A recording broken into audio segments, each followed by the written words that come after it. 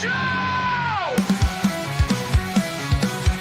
From Michael Bay to Marvel, UK, and everyone who in between. Breaking news and toy reviews, every robot turns wet green. Grab a brew and join the crew, become part of our scene.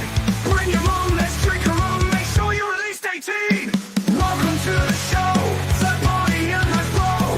Friday nights, let's go, Transformers the show. Hi everyone, thanks for spending your Friday night with us. We've got loads coming up tonight. We've got our top 5 video games, a bit out there. We're going to do our top 5 video games of all time. That's right at the end. That'll be a discussion. We've got a 4-player. We're going to go through our favourite line from Transformers. So it could be Combiner Wars, Prime Wars, Studio Series 86, Titans Return. We'll go through that. Hopefully we don't all choose the same one. All that, loads more. But first of all, as always, we can start off with the news. I talk some TV, and now the news. Don't touch that dial. Wow, news. So, as our regular newscaster is enjoying a well-earned break, I'm doing the news, and we're going to mix it up for 1 week only. So we are bringing back tonight, Smash or Trash. I'm going to be asking my fellow hosts whether they would smash the bejesus out of this toy or they would throw it in the bin like a cheap piece of trash. Why don't you play along at home? So we are seeing some newly released pictures of retro G1 gears shared by Alvin C on TFW 2005. So this is the legacy mold. It is more of a G1 colorway with a G1 head. Gentlemen, what do we think? Now we're seeing in-hand images. Smash for me, just because of that lovely blue. Yeah, that's a Gears, all right.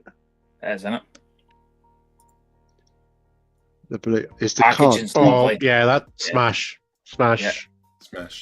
The only bit annoying is like, why not just put the panel on when it's going to be in the case like that? Like just put this front panel on. It'd just finished off perfect. Like I get it in the loose one, the kind of open box one, but on that you could have just put that on and it would have just finished off. But I still got by it. I was intending on keeping mine on card, but and it's not got the panel on is a little bit on the annoying side. All right, so a resounding smash for retro G1 gears. Up next, so we obviously had TFCon in LA this weekend, and there were loads of releases, both mainline and third party. And we seem to have now a comic book edition Cliff Jumper with redesigned feet. It looks like his feet are now a little bit more accurate to what the Bumblebee film. All right, I'll go first then. Trash. I'm not in. I'm out. I'm out, fellas. Trash. They don't look enough like Cliff Jumper's feet, still trash. I think this would I'll just stay friends. Just friends. Want a few drinks. Yeah. We can be friends. Just see each other at Christmas and weddings. On the MDLX line, we're getting a look at the cone heads. So Ramjet, that'd be a smash for me. If I was, I'm not collecting them though, so it's a no from me. I don't think. I just don't like your feet. Like, if I collect it, I'd probably be right in it because I think the aesthetics are really good. Jamie's point, the feet are awful. I'm like, if you just look at the feet, don't look at the feet. Looks okay. But if you're a foot fetish, you're screwed.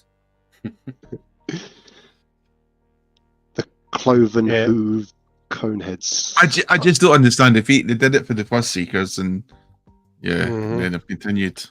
Yeah, I've got the Starscream.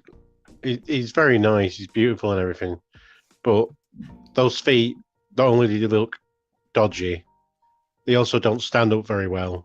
And for other like premium line figures, they'd come with some kind of flight stand or a stand to hold them, and they don't. So it's an insult.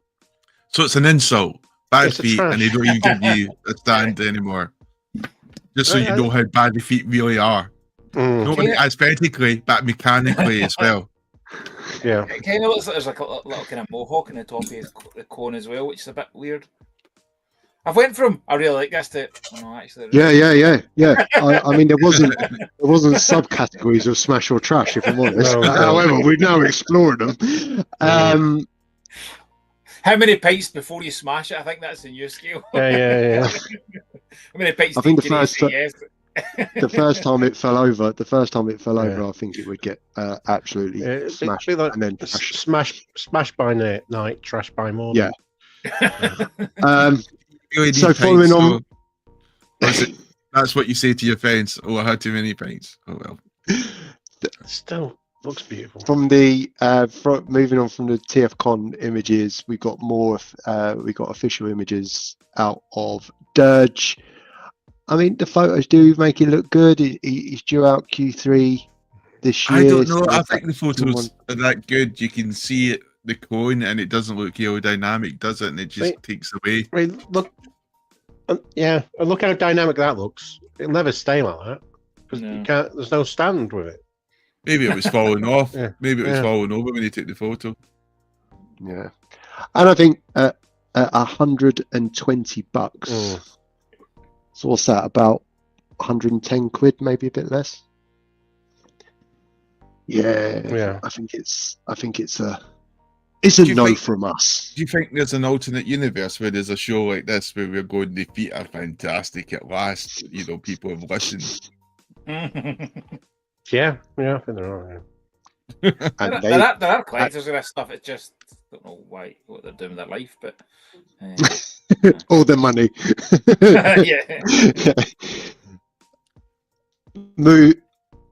Last one. I thought we were moving on. Yeah, last one. Now it's the last one. Yeah.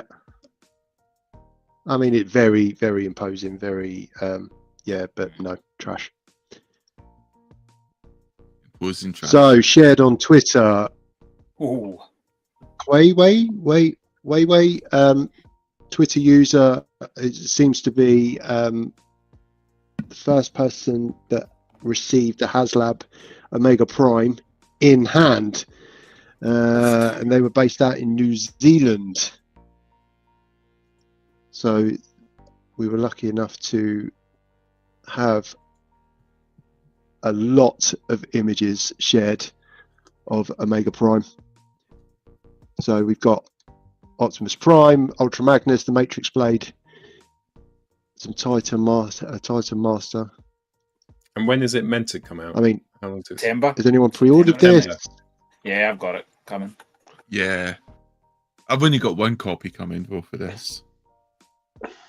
My excitement is if we're going to get it before September, it means that Neil Captain Captain can sign the box.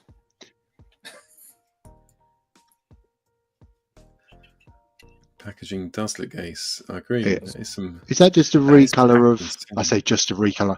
Is it Fortress Max? Is that just a recolor of the Fortress Maximus? Yeah. No, that sounds really cynical. I don't mean it the way as cynical as I'm making it sound. I think somebody asked that when it was kind of up for backing, and there's a little bit more detail in it. And then blue balls is funnier, but I mean, it does look pretty cool. I'm not in for it, but I think there's going to be a lot of happy people. And do you know what? If they're shipping it early, well done, Hasbro. Yeah. Under promise, over deliver.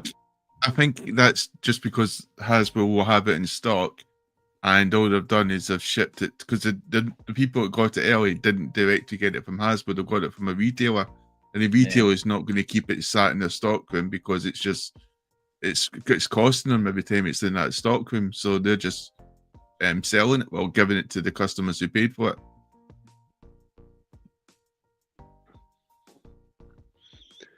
If he is lined up against, what is that? Bumblebee, mainline Bumblebee, Optimus Prime, which, I mean, big boy, the big chunky fella. Yeah, chunky, solid, a fly half, bit of rugby bants there in the last weekend of the Six Nations. Rugby. Rugby. It looks very cool, but not something. But do you know what? On behalf of the fandom, it's a smash. I'm sure. More MDLX now. Lost Light Rodimus Prime. I don't know if we've seen this already. Have we seen it in these colours? I don't think we have, but I don't think so. No, I never. I mean, the purple does pop, but it does. no, I like it. no real, Mhm. no real detail on when it's going to be I released. don't think I would smash it though. But I think it's good enough to avoid not getting trashed. No, Yeah. agreed. And solid feet, solid feet, Mhm. which is how That's we how you do feet. rate our non-transforming Transformers is by feet. 2007 Jazz. He looks quite big and chunky, doesn't he? Mhm. Does he split in half easy? There doesn't appear to be there doesn't appear to be a breaking point, Jamie, but I'm sure the wall test will determine whether it does or not. Apparently, I have to be unbiased when doing the news, so I've added in Optimus Primal. I mean, Well done, Pete. it's all right. Moving on. So is this a retake? Of the, He's just like moving on. Why? smash, smash. I was just going to say it. I have to say, I look hilarious. Oh. He looks like he would smash you. Yeah. Is it Yeah, a repaint of Pete, that's what you look like when you come back for the run the other week. You were like, whatever that movie was called? yeah.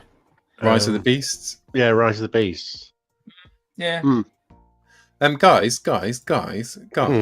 Guys, as my kids say, guys. I'm just gonna go look for my earphones. All right, 2 secs. What? Red Alert. Looks quite cool. Obviously, like every Red Alert mold, just a remold of the side swipe. The side swipe's excellent. So That's getting Prime, cool. worst thing to come out of Skybound was putting that bloody cannon on Optimus Prime. So everybody's like, All let's just do you it. see now. Is everyone still enjoying the Skybound comics controversially, or have it started to dip down for you quality wise? I'm really enjoying it. I'm Yeah, really enjoying it. I read this week. Yeah, I'm still really enjoying it. I just want it more. I think I'm a little bit behind, but I'm still Yeah, there's been some noises, perhaps, isn't there? I have been enjoying the Thundercats immensely. Have you read? We're getting a little bit off topic, but they're doing a 4-issue miniseries coming off it, called Lost. I think. Didn't they do a Chitara special as well? Yeah. Back on to transforming robots. Blockies. Back to transforming robots and robots that don't transform. Yeah. Actually, there's people who have been showing you if you take the parts up around, you could almost make the alt modes out of the blockies, which is quite cool. So now they're parts forming, so we hate them for another reason. I like parts forming. I think part forming is freaking good. Parts forming is traditional Transformers G1 when it was, hard and difficult. You were out in the trenches. So this is a closer look. This is a closer look at the box art because, well, let's be honest, that's the only reason why we're all interested in Blockies is the box art, how sparkly the colours are, etc. But these must be out shortly. Controversially speaking, I think the Chase figure isn't as good as the figure again it's replacing. Oh, that's it. Blockies of Banji. Yeah, edit this out. Hello, Blockies. He didn't mean it. He didn't mean it. I might do a voiceover and morphs. Just do a Scottish accent, Jim. But do you get my point with the Megatron? I think you're right. I think but there's other ones where I think the Chase is nice, but the original's better. That one, I think I would prefer the original than the Chase. I agree with you. I got the shiny Grimlock, like for example, and it's actually annoying because the rest of them aren't shiny, and I'm like, I kind of need the normal one to go with the rest of the Dinobots. So it's like, Oh yeah. it's so good, but it's it doesn't look. Damn you, blockies! I know. They know what they're doing. Yeah, it's almost like you I need know to you buy buy more. a normal box. A normal box should just get the normal one. That's... So Minicon's fast approaching next weekend, literally only 8 days away now. And TFN have announced its final guest, Mr. Chris Carter, comic book artist extraordinaire. He worked on the Devastation comics, some Spotlight issues, All Hell Megatron, and he's also worked behind the scenes on the opening ceremony video and lots of the artwork and stuff. He was great as the dad in the royal family, wasn't he? Really, really subtle performance as well. Played down the Welsh accent perfectly. So clever. So another great artist on the guest list for next weekend. But we'll be talking about Minicon later on. And here we've got some following on from the images that we had before. Displaced Zebra on Twitter has received the Omega Prime as well, and has lined it up against the other RID bots in their collection. Yeah, and it does look. It does improve. Does it? How does it scale? It's a little bit bigger than the original, but that's not a bad thing because he is big bot in the show. We need new versions of that Megatron. I mean, like the Megatron toys, the Galvatron's got even more mods. It's a fan mode Megatron. He's doing the toilet. Yeah. Sumo. I mean, it does look quite cool, doesn't it? But he's a big. Is he meant to be like combiner sized, or is he just like a big bot? Big bot. Okay. And then recently announced. See, I didn't know whether to put this in third party because it's an add-on kit. It's a third party kit. Oh well, it's a third party kit for a mainline toy. Just when you thought a beautiful toy couldn't be enhanced in any way, DNA, the queen, the monarchy of add-on kits, has brought out an extra hands. I feel like I'm doing it. It's just this. How easy is it to replace the hands? Are they like pins, Masterpiece, or is it? They slide off. So on on Powermaster Prime, they literally slide off. It comes with second hands already, doesn't it? Or does it? Hands? I can't remember. But yeah, so it gives you the option to do toy versus toon. So this just gives you a kind of more posable. The hand one, I saw a picture of him holding the gun. I was like, actually, that looks really nice. Oh, so I should get this from my. I've got the one with the trailer. Would this work with that? Yeah. Okay. Look at that. Look, it just gives you more posability. I couldn't work out exactly what was happening in the next bits to kind of go. How have they managed with just the hands? Just to kind of changed when I shoulder pieces maybe to kind of make it a little bit smaller. Yeah, I wonder if because you changed the arms, and the chat might know, the hive mind of the chat, because you're changing the arms, I think you can condense them a bit, so it brings the stacks down a little bit. I just wondered, like, I couldn't tell from the other pictures to see if the arms then looked shorter on the, when it's in robot mode.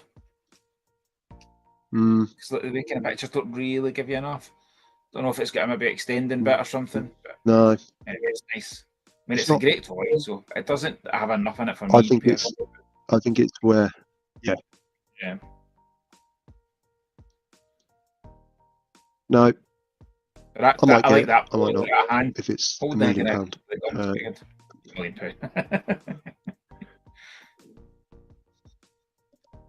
Yeah, I mean it's a great toy, and if you own it, you'll know that this might give you the extra 1 or 2%, but I don't feel like you need it. you No, know, it's agreed. definitely a want because I think the toys.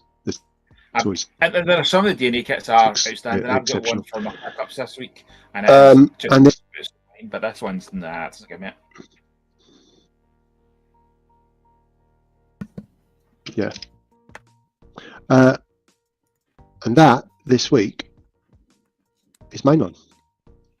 Hey. That was unexpectedly quick. Right, well, let's do some bloody well third party. Where are you, third party Trina? There you are. Battle this. Well, strap in. Time is Optimus Prime goes toe to toe with combat Megatron. Prime is one tough dude underneath his hood. He's a transformer missile fun phenomenon. Combat Megatron is combat armed. His mighty mega missiles are slamming. He can mad out more for use mega force, but combat Optimus is still standing.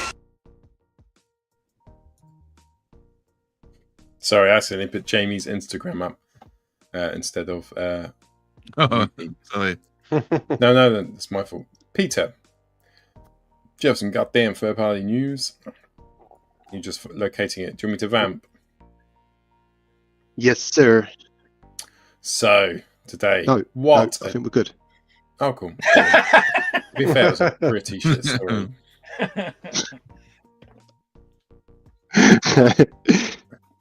Happy birthday, Right. Ed. So obviously we have mentioned happy birthday, Ed. Oh, Um, let's give a Facebook we message mentioned that to Ed, TFCon was happy this birthday. weekend. Now,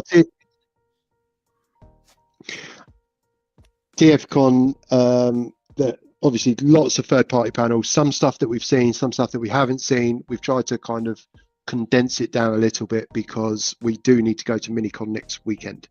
So we've tried to draw attention to the pearls, the diamonds in the rough, as you were. And I've accidentally put in X Transbots MX31 G2 Paragon G2 First Aid. How do you know it's First Aid? Because it bloody says it. Yeah. Has anyone? For me, this is a trash. I don't like the colours. I don't like the bot. I agree. I don't like What the was combiner. behind the I colours? don't like the idea. It's the G2 colours. Oh. So For me, it's trash. It can go fuck itself. wow. I don't want to sit on the Agreed. fence. But tonight, I'm not going to sit on the fence about anything. Because you only get splinters. And hives. Yeah. And hives. Yeah, the more you see of it, it doesn't look any better. But still, if you're collecting the G2 protector bots from X Transbots, enjoy yourself. I'm sure it will look wicked. If Just you're not in the blind. Souths. If you're blind. I don't know what that's going to be. Wow. Visible hand syndrome. Yeah. What is that? Like what? visible. Imagine Yeah. saying, like, can you just lie down on the bed? Big hand under my bed. Is that like secret base mode? I don't know. Well, It's like, how can we make our stuff look even worse? Hold on, I've got it. Come on. You shouldn't have to use your imagination like a kid when you collect masterpiece. It should just be. well. Hold your beer, gents. We get better as the night goes on. Hooray. But getting remarkably better is that's Fans Hobby, Yes. MP Scale, Metal Hawk. I might get this, and this will be the first Fans Hobby one. Is it your first masterpiece Fans I've ever Hobby? had. It will be. Yeah. Yes, sir. I think it looks. I think it looks quite cool. I'm waiting to see the. We haven't seen the colour version yet, though, have No. we? I don't think. No, I call it this, but just showing you kind of all out in one. Kind of, when we were at the toy firm, we saw the kind of block is deconstructed. I kind of like the aspect of kind of showing you all rather than kind of putting them separate. So no, I'm really keen to see, as you say, with the coloured version and then see where it goes. Yeah, it's So- like mixing Transformers with Barbie, isn't it? You get to dress him up, you know. Are you going out to war, Metal Hawk? Put your war clothes on. What am I gonna wear? So we started off low. I brought you up with Fans Hobby Metal Hawk, and I'm going to bring you down again because look at that. Oh no. Is that a Dreamstar? Is that right? Yes, yeah, build a figure. So not only It's almost like a big version of a blocky, isn't it? Stylized like the big, huge legs that the blockies have. Yeah. I mean, not only do you have to pay for it, you have to build it yourself. Look, they turn the exposure up. It looks so much better. I mean, it's just, yeah. I mean, again, you know, speaking on behalf of the show, if you're getting it, I hope you really enjoy it. It'll be wicked. But no, Hey, John. it's a trash. What- It's a trash. what is it? mess. Well, it's a Megatron, Is it? obviously. Yeah. Obviously. You got a head, Bisto. I'll just have it. Yeah. God, Need some glasses. honestly. Anyway, let's move on quickly, very quickly. So, Fans Toys announced Ooh. and showed more images of their version of Devastator Gargantus, which I think is a quality name. I am in for this. I man. am in for this, and I think it is going to be a bit of a beast. And I'll tell you something. It's been the two bots, or the one bot has been released, and the second one's just coming. Has been stupidly popular. Like it, my pre-orders on the both of them were quicker selling than anything else, and then just putting up that there was going to be more in stock. They're just flying out. So you're not the only one. A lot of people are into this. Like I don't have any other masterpiece combiners. It's not something that's really interested me. This is different. I'm like, I want this. Yeah. It is what the kids say, the sex. I think it is. I don't do third parties, so they would all be trash, even if they were good. So yeah. Like even Robertson. Well, this is not third party. anyway, we're still in the news section. yeah. It's official third party, technically, isn't it? Stop So I was it. right, it's third party. It's okay, Jamie. Then this wouldn't be third party; it would just be theft. Fair. I think all the head sculpts look great. Except It's this one. This one I'm a little bit unsure of. You know what, It's purposely. There's like, I think I've seen it side by side with one of the an animation error. It's, that's it, right? Have you seen Everyone Loves Raymond? Raymond's brother. His brother. His brother does look like Devastator. Hi, Starscream.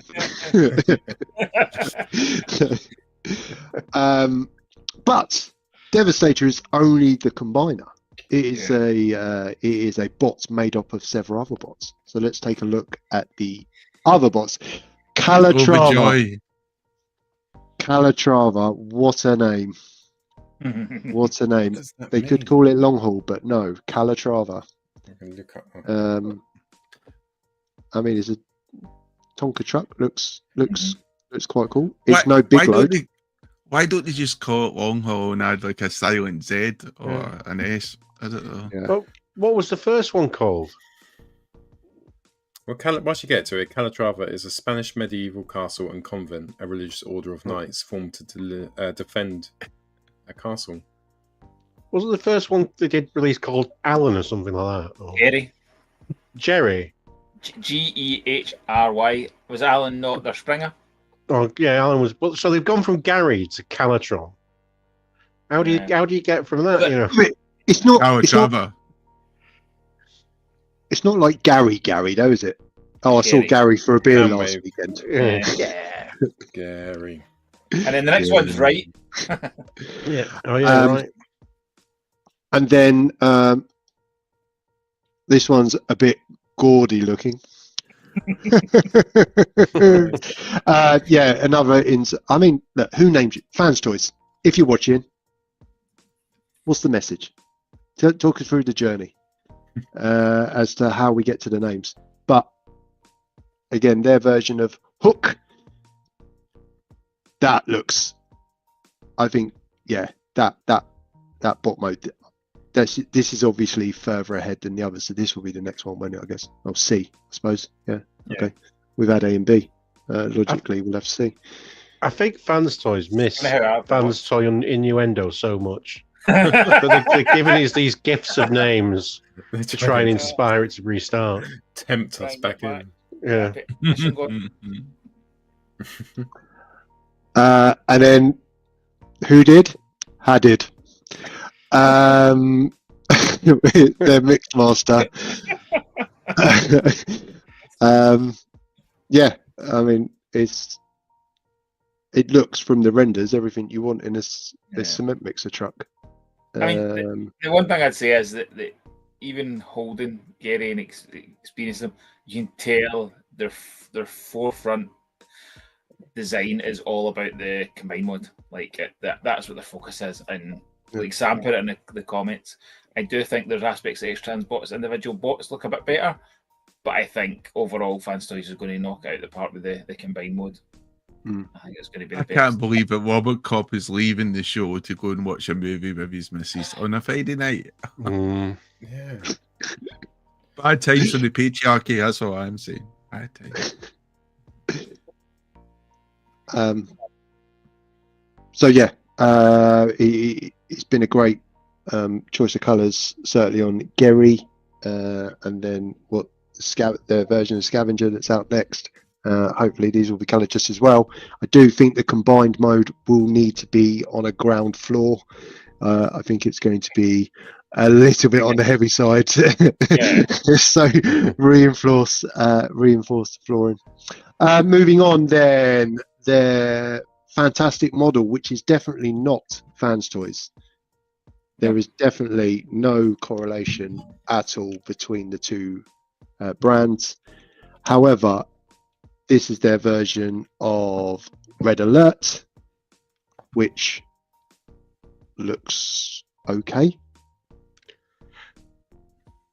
I'm never a big fan of them when they do the renders. Like when they produce the final bot, I always find it's nicer.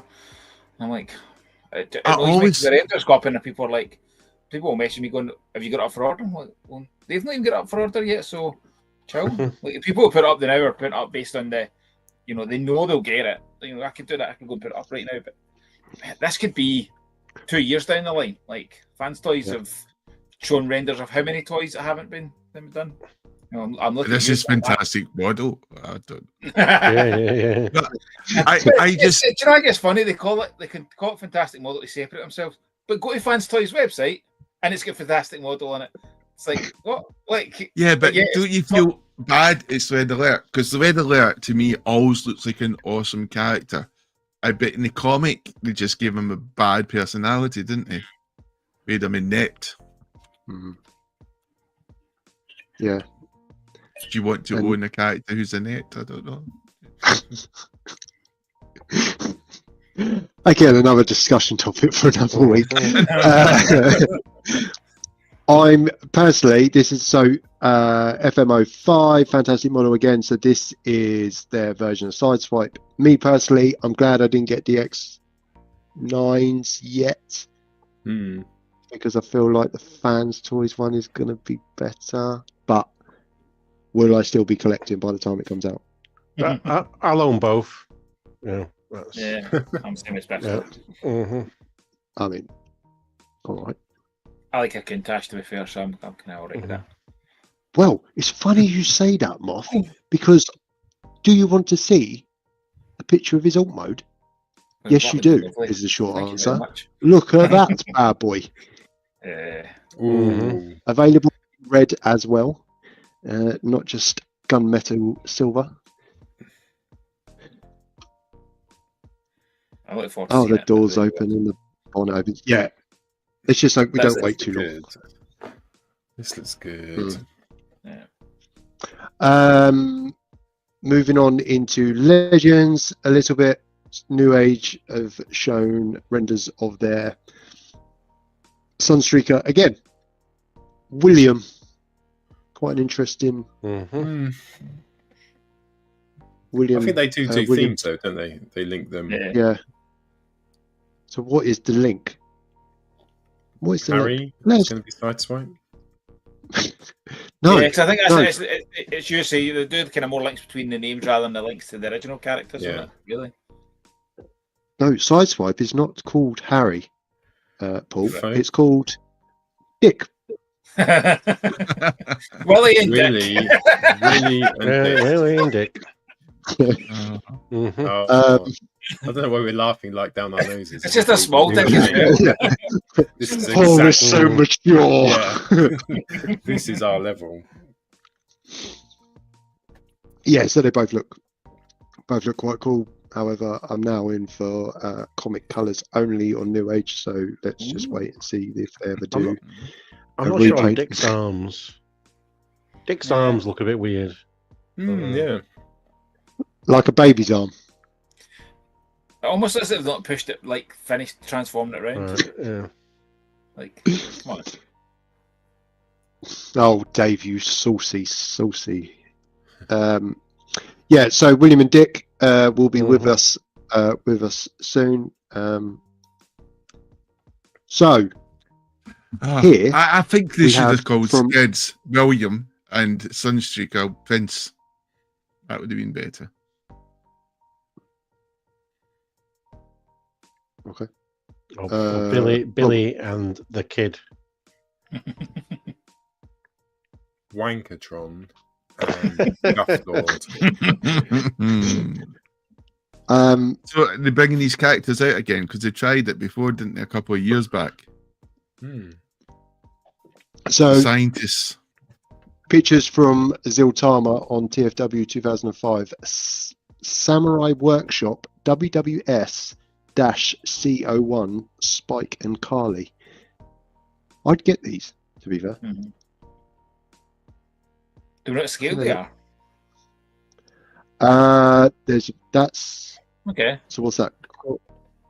Core class. What class? Core class. Spike. Is that cool class? No, is that not the one that came in I was going Masterpiece to say, it's Bumblebee? Bumblebee's Yeah. masterpiece one. So slightly Oh, bigger. sorry. No, sorry. Yeah. Yeah. Okay. Sorry. I thought it was the MP Studio Series It's 86 one. Sorry. They're kind of close, but I think that is the one. So it's a bit bigger. Okay. Is that the one that came with Hound? Yeah, Is that it the looks Spike like that it. came with Hound? I think so. Well, it's not too bad a scale, then, is it? No. I suppose, really, when you think about putting it in the exosuit, it's quite a good Yeah. scale. So they trying this again because the last time I think was that all the pre-orders get cancelled, didn't they? Did they? It was I didn't something know that. similar. They were just called was it Human Scientists, I think, and one was Yeah, obviously vaguely Spike, and the other one was Callie. Well, hopefully they will find their way to retail. Magic Square with the rest of the Dinobots. Now, I'm probably sure we've seen this, but I was doing the news and I like Dinobots, so they're back in. If I'm honest, fellas. Waiting with bated breath for Snarl and Swoop. Haven't seen any coloured versions yet. Look at Snarl. Look, he's got a chin, and he very chinny Recon. And Swoop, pretty much. But hopefully now we're seeing prototypes. We're going to see some colour versions pretty damn bloody quick. So this was an interesting one. Ooh. We haven't got X-Transbots Misfire yet. However, we have got the early prototypes of Slugslinger, which means Misfire can't be far away, surely. No, it can't. No. Thanks, gents. Yeah, thanks for the backup. Yeah, appreciate it. Or trigger happy. Always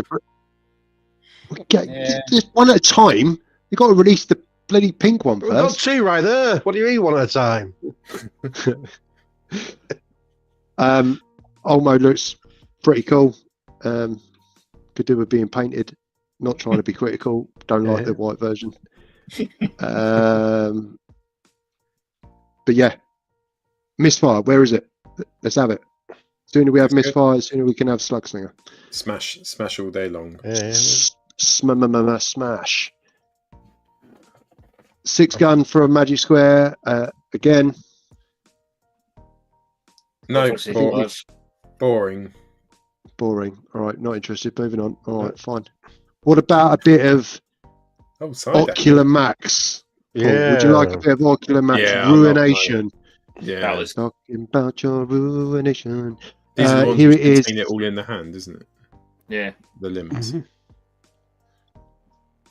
So this is obviously the Defensor and the prototype of the Devastator, because we need more third-party Devastators, and Ocular Max are solving that requirement.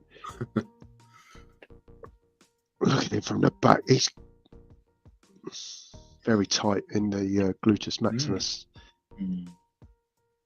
I don't know. Ruination passed me by, if I'm honest.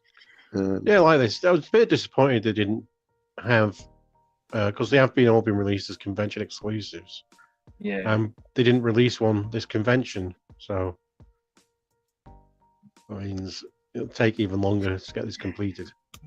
I do wonder if we'll get a Ruination from Hasbro. You know, they're just doing a Mega Prime.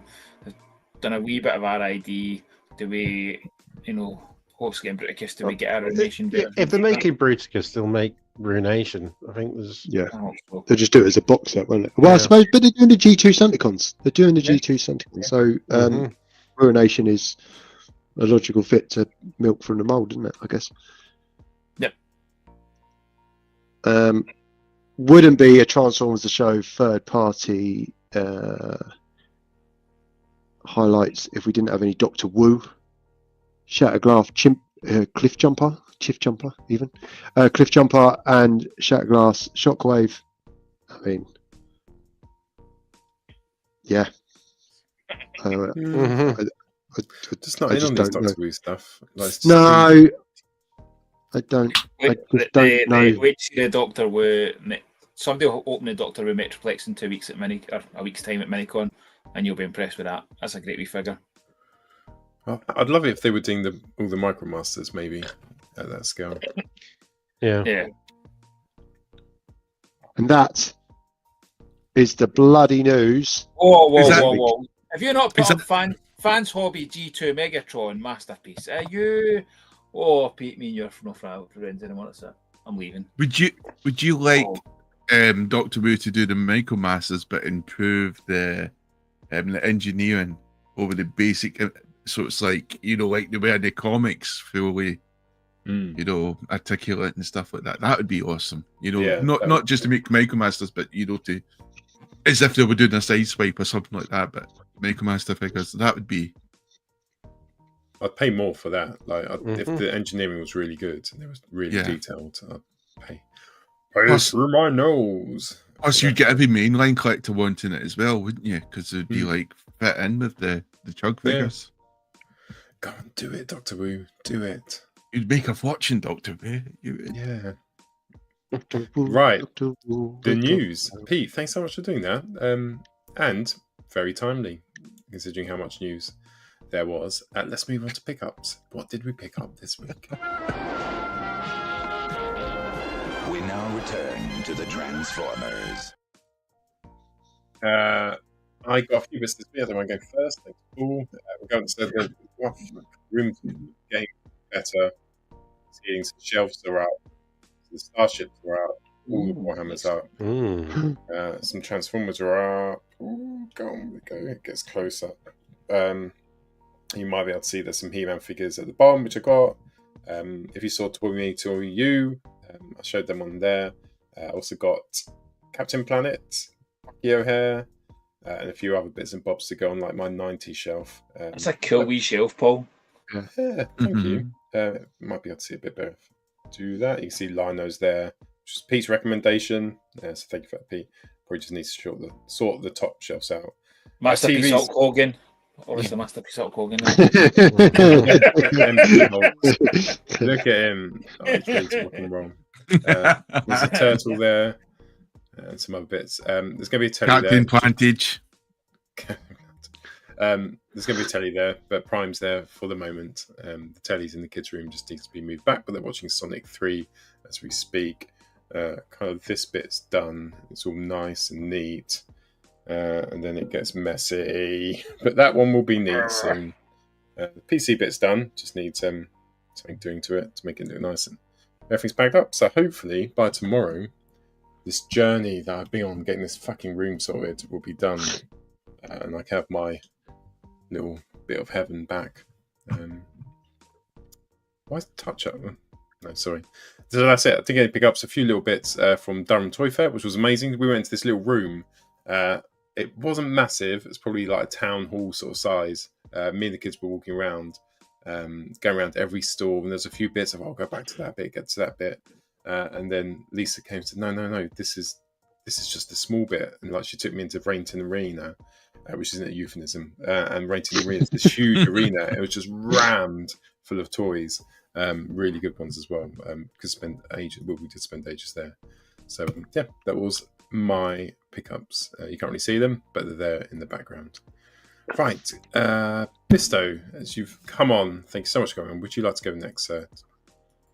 Hello. Yeah. So I've not that much in the world of Transformers this week. I got from AliExpress this Monkey King transformation robot. It was very cheap. It's a rattly. Needs a bit of nail varnish on the joints there, Bisto. Yeah. He turns into a decent enough car. I might try and slip him into someone's bag at Manchester TF Nation. I like that shit Transformer spiking. But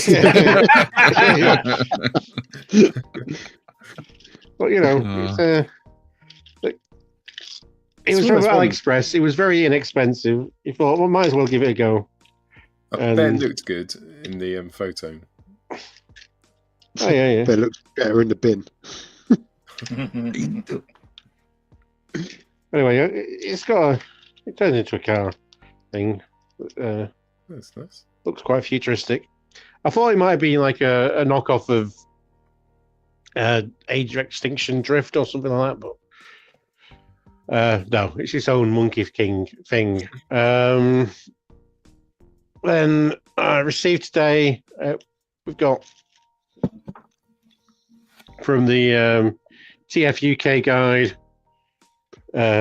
Patreon. They've done another one of the collection of character profiles. So we get people like the Deluxe Insecticons in this one, Flywheels. Nice. Andy's not here, so we'll do the obligatory mention of Double Dealer. Yep. Yeah, so he doesn't feel left out. Yeah, so it's cool. It's nice, glossy. Good bit of thing there for being in the TF UK guide Patreon page. I bought from a company called Nakatomi Inc. The Cybertronic Spree. In conjunction with them, I designed a trans rights pin badge. So, friends of the show, thought I'd support them. And I think the way things are in the world, it's good to show support for our friends and to be a strong ally. Definitely. Because you know, at the Cybertronic Spree website. Yeah, I think you can get links to it from their website. But yeah, so they've designed the pin badge and Nakatomi Inc. Selling it. And while I was there, because it was like shipped from America, I thought I might as well just add another pin badge. So I got this little pin badge. Unicorn. National Animal of Scotland. Yeah, National Animal of Scotland and Replicants. So this is the origami one from Blade Runner. And, well... It's a replicants, well done, Pistol. Yeah. I got the Bebop and Rocksteady from Joy Soy. Forgot to bring them down here. But they're absolutely fantastic. They look great. Yeah. And from Jada Toys, I got David from the Cyberpunk series.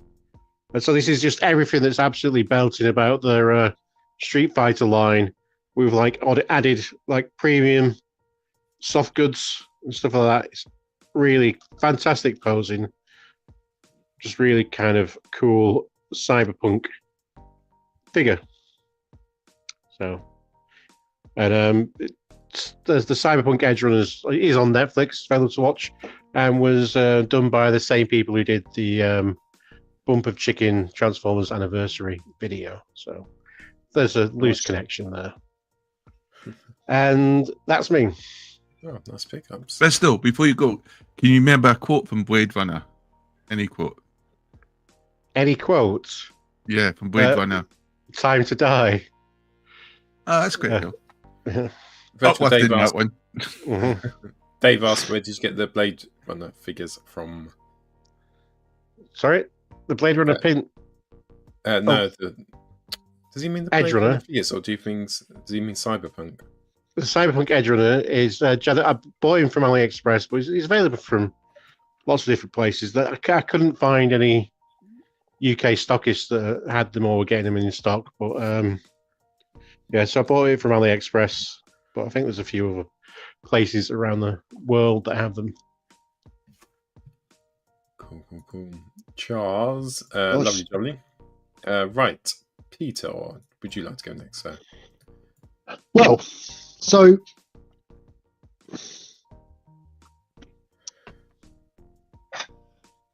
I thought tonight was going to be the night where I completed pickups. I was going to show off quite possibly the greatest pickup anyone's ever had on this show. However, a well-known courier that will not be named because they haven't delivered the other box that I need didn't deliver the box I needed. It's meant to be coming tomorrow. So I literally only got box number 2, which God, that box is huge as well. Is massive. It's massive. However, box 2 is literally just like the head. Accessory bits in it. Yeah, and the council table. You know what I mean? But it might as well be a picnic table because it's got nowhere to put it. I haven't actually got the lair. You're the most disappointed I've ever seen. Yeah, I someone who's literally just received a £1,000 toy. It wasn't £1,000, it was 734. Don't start.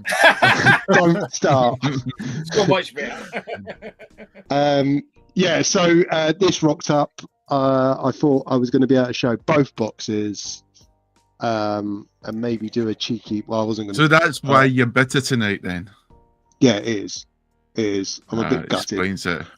However, it should be coming tomorrow, which means we will do an unboxing and a bit of a review when it lands. 3-hour special. Yeah, agreed. However, I was just gutted when he turned up and he's like, he got one box out. I was like, yeah, where's the other one? He's like, oh, the box art looks amazing, though, doesn't it? It is. Yeah, it is, and I would love, I'd love it if they did the print of it. It's quite cool. I'm going to put it down now because I'm getting a dead leg. Why did they do that to you? Only deliver one box. I don't. Because torture. Like I'm not tortured enough, Jamie, in life. They've decided to eke it out a little bit further. I heard them. I bumped them a fiver. Yeah, they're too busy playing volleyball with you about box. Yeah. Riddle somewhere. No, Dan, the Thunder Tank doesn't fit under the pool. I need to find somewhere else for the Thunder Tank to go. It will go down here, when the Thunder Tank is. That's all going to come out, and I'm going to get some kind of storage there, and it will go there, I think, until I've realised I've measured it wrong, and then I'm going to have to rethink it. Some kind of storage, a dining table. It's a dining table. That's what you need for it. Yeah. But there's so many. Like the Americans have had it. Obviously, had it. 6 to 8 weeks, and there's some really lovely displays. But they've got more space. Like we've always said, they've got more space. You could always get Emma just to hold it in place. I feel like that would cost me a lot more than £734.99. So yeah, I thought we were going to be there. We're here. It's not dead in the water, but it is for tonight. And that was the only pickup I got this week. Dancing. I've only got. Can I? No, Oh, cool. I think no. that's It will be too busy falling through the floor of the man cave. Yeah. So hopefully next week or shortly we will have it in all its glory. And I need to get some batteries. You know when it says on the box, it's like doesn't include free 1.5 volt AAA batteries or whatever it is, because the head lights up, I think. Well, I assume it does. Why would you need the batteries? Something lights up, doesn't it? Or maybe it's for the washing machine. Yeah, no, I think the Do you ice light up. I think the ice Yeah, light they up. must have. Do you reckon they have a washing machine? They must have a washing machine. Anyway, that's all I got this week. It's all drip dry, the Thundercats clothing, isn't it?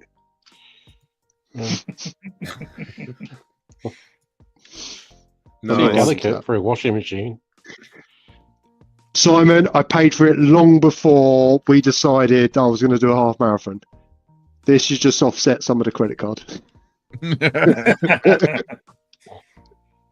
Right, cool.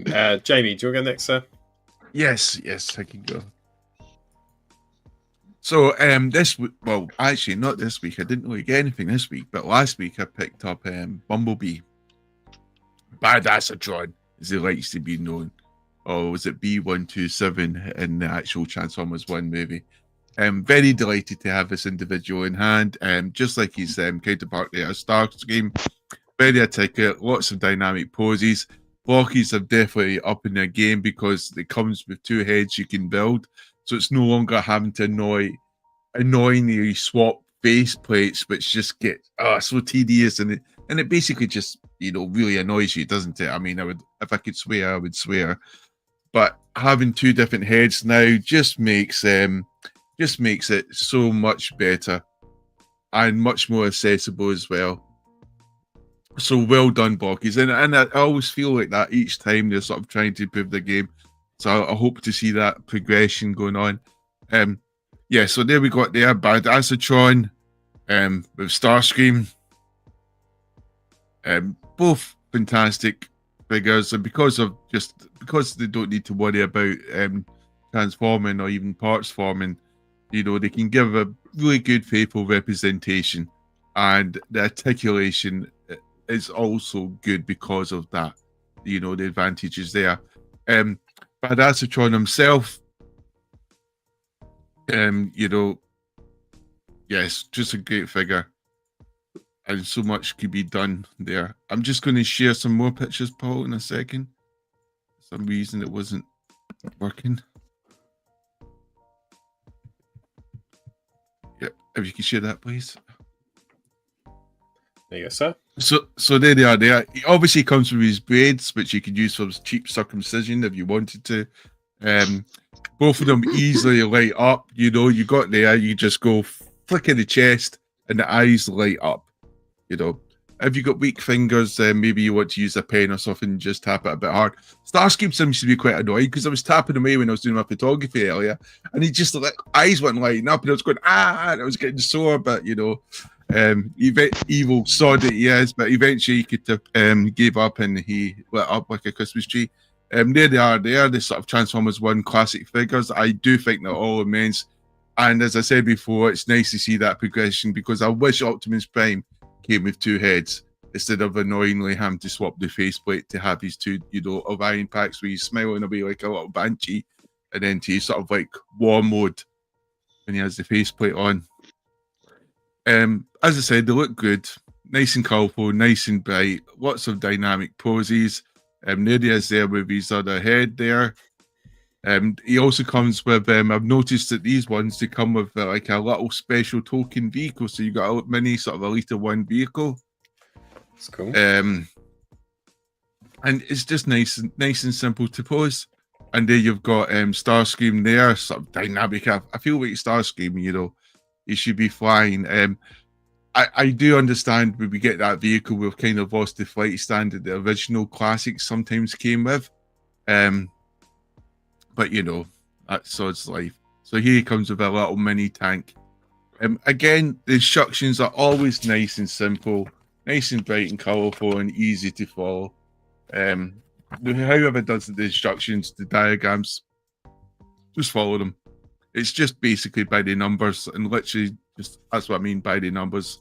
Just follow it. Good figures, good fun, and I fully recommend it, especially since there's just not any sort of Transformer 1 merchandise out there really yet, because we're still waiting for these figures to come. And I'm kind of hoping we'll get a Soundwave, we'll get a Shockwave, we'll get a Arachnia. There's so many more figures they can actually do, as well as the other Transformers have got the cogs, you know, Jazz, RC, you name it. So that's my figure, Badassatron from Blockies.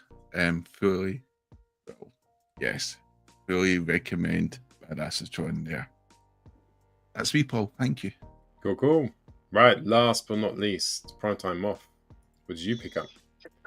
I got a delivery from the States, and I got something that I know that people appreciate, and I have already attached it. I get the kit to upgrade Animated nice. Prime, and so I picked up a second Animated Prime knowing I wanted to do this, and it is absolutely stonking. Like the good thing with the DNA kits is genuinely, like, the colours are so on point that you can't tell that it's an upgrade kit. It just does look like that should be figure. So I am really impressed with it. Really nice. It's got ankle tilt still, so no, it's absolutely cracking. And a big stonking hammer. So I highly recommend, Pete. I know you were sitting there going, I do recommend. I got another upgrade kit. This one, I know Andy was quite fancying. I have done my eyes on this for absolute ages, and then took my eye off the game, and it seemed to sell it everywhere over here. And then Big Bad to put it on a discount, like heavy discount. So I just thought, I'm having that, because I use Big Bad for things that I can't get over here. So, for example, those who have seen me recently might have picked up a little business card. And if you've got a business card, you need a business card holder. And I can't think of a better business card holder. But again, this was an American exclusive, so I'd went looking for it. Oh, it's not even sitting right.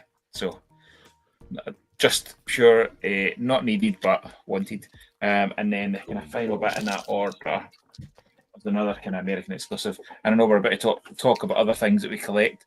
I love Toxic Crusaders, so I have too many versions of this mold I actually want to count. But this is kind of a proper big, nice new card version. So I needed to use Big Bad to get him and the Soundwave, and then kind of went, right, okay, what's on their sales? And that kit for the Seacons was absolutely fantastic. So that's me. That's all I've got this week. Fantastic. So which Seacons is that kit for, mate? The Transformer ones. Okay. Cool. Thanks. Just to kind of select Seacons.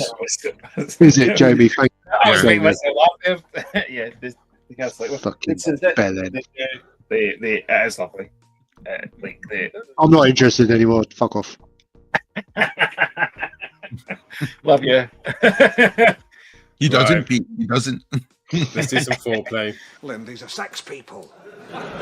What do you mean? They're sex swappers. Lynn, this is DEFCON 1. Look. Look. Don't make the same noise as them. They'll think you want to join in. We've had a lot of waves and series of different Transformers over the years. Tonight's foreplay is our choice of favourite ones. So we're doing our top 5 Transformer releases. So things like Combine the Wars, Titan's Return, RID, Prime. It just had to have a load of toys come out for it. That was the only prerequisite. So who would like to kick us off for this? Jamie, do you mind if I start with your good self, or Pete? Who wants to go first? I start with Pete because I made a deal with Pete. All right, a deal with the devil himself. Pete, go on. Who did you choose? So for me, it would be Studio Series 86, based around the film that holds such a special place in our heart. We finally started to get some G1, I wouldn't say toon accurate, but closer to toon accuracy from the film. And we got remolds of all our favourite G1 characters. And I think it's probably fair to say and it was Jamie that started using this term to start off with. In terms of mini masterpieces, in terms of the engineering that we were starting to see, and for me, it's just an exceptional line. There were so many G1 characters that I never got the first time round in G1, and I mean, look, if we take, for example, probably the greatest example of Studio Series 86 line, Brawn. Okay, Brawn, we know. You're just dying to pick that. You Unsung hero. Brawn, we know, it is, and you wouldn't. It's hidden Jamie a line. Nobody knew about it. I never wanted the G1 Brawn. It was very shit. However, what they did with the Studio Series 86 line, in terms of making it a little bit more screen accurate, the engineering that went into it, and the love and care that went into it, and the other bots in the line. I don't know. I felt better about missing out on the G1 toys. So, without waxing lyrical any further about how magnificent Brawn is in the whole movie line, for me, it would be Studio Series 86. Do you think Studio Series 86 suffered a bit? Because Studio Series was mainly Bavis, wasn't it? It was carrying that line. Yeah. We went massive. Like, if they'd said, right, we're reading the 1986 movie on a completely new line, I think it would have been a bit more like, whoa, what's this awesome line? It's kind of like, right, are they going to do all of them? Is it just going to be, I remember when they brought out Blur and stuff, and Jazz, it's like, are they just picking odd ones to do every now and then? And is it going to go in with the Studio Series? I think Series line? I think if I could actually go, Paul, I'll answer this. I think the Studio Series line, and then by the, later, Studio Series 86 is almost Hasbro's attempt of that bridging between sort of mainline and masterpiece, because it's, it's meant to be displayed, that comes with a backdrop. It's meant to be a representation of what you see in your movies, rather than poor interpretations of what the mainline might have, or toys, or where the colors don't match, or they'll have different features and stuff. Where Studio Series 86 is them trying to have a faithful attempt at what that figure actually is. And I think with Studio Series 86 line, like Pete was discussing, it's still in people's hearts, it's still in their imagination. People are still excited when they see trailers, to see the movie, they see clips. It's just there, and I think it's a line which is exploding. And then I think it's it's full of these sort of figures with much better engineering now, which has definitely benefited from Kingdom and Legacy, and it's also benefited from Masterpiece as well, where it's taking some of these ideas from Masterpiece and then sort of trying to work them into a sort of chug figure. And we can also see that in the price, where especially when you think about Studio Series 86 Optimus Prime there, he's almost, I think, more expensive than the original Masterpiece Optimus Prime when he came out. Well, he's about 90 quid, and they seem to be getting more expensive all the time. But for me, it's just the brilliant figures. They've got Studio Series 86, Jazz, Ironhide, Bumblebee, and Optimus Prime there, and even Ratchet. And it's just brilliant to have these sort of characters, your sort of childhood characters before most of them died, represented in toy form, and it's just fun. It's just fun. And then you've got your Studio Series 86 Springer, which again benefited from like the Legacy or the Kingdom line before it. The Siege line actually was like one of the first ones, wasn't it? Where they've upgraded slightly parts, gave them some extra accessories, and I think people were just happy with that figure. You've got your Galvatron, which is basically, this time he comes with correct shoulders, so that's a great starting point. But the color made it for most people, and suddenly I think people just love the toy so much better now, because I think having that figure, that representation of that Studio Series 86 Galvatron from the cartoon, suddenly your imagination was just fed again, and you don't set it on fire. Yes.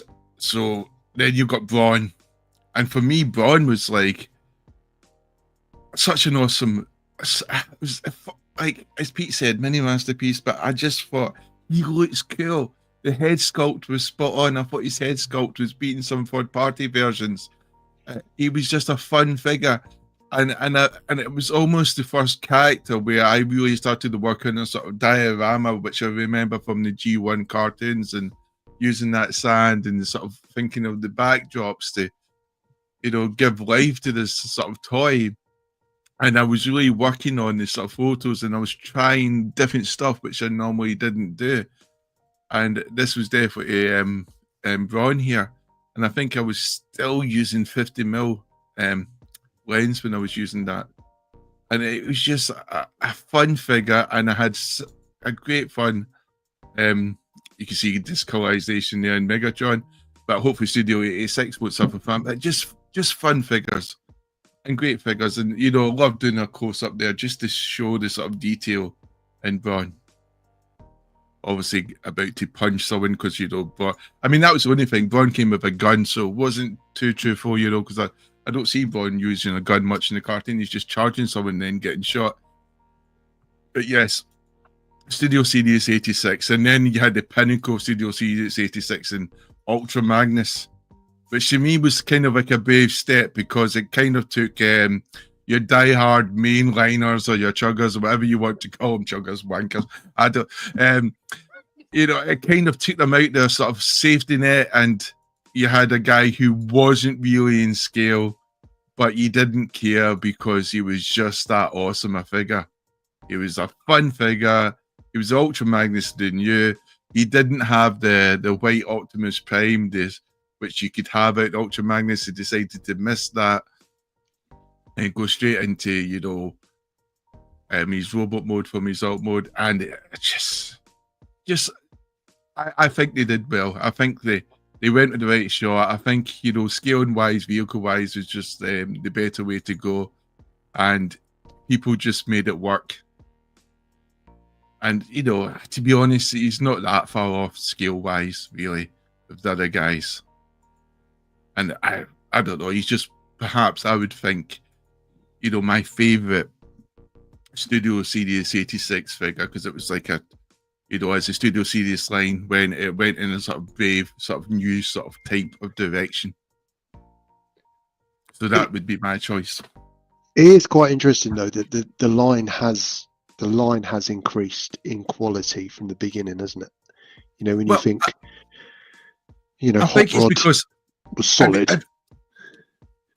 I mean, Hot Rod, I think, you came with those parts, didn't it? That's when you started to get someone, it was no longer about the height made them Voyager class, the Deluxe class. It was about how much plastic and engineering was used. It suddenly made them Voyager Deluxe or Leader class. And I think Studio 86 started to push that bit home.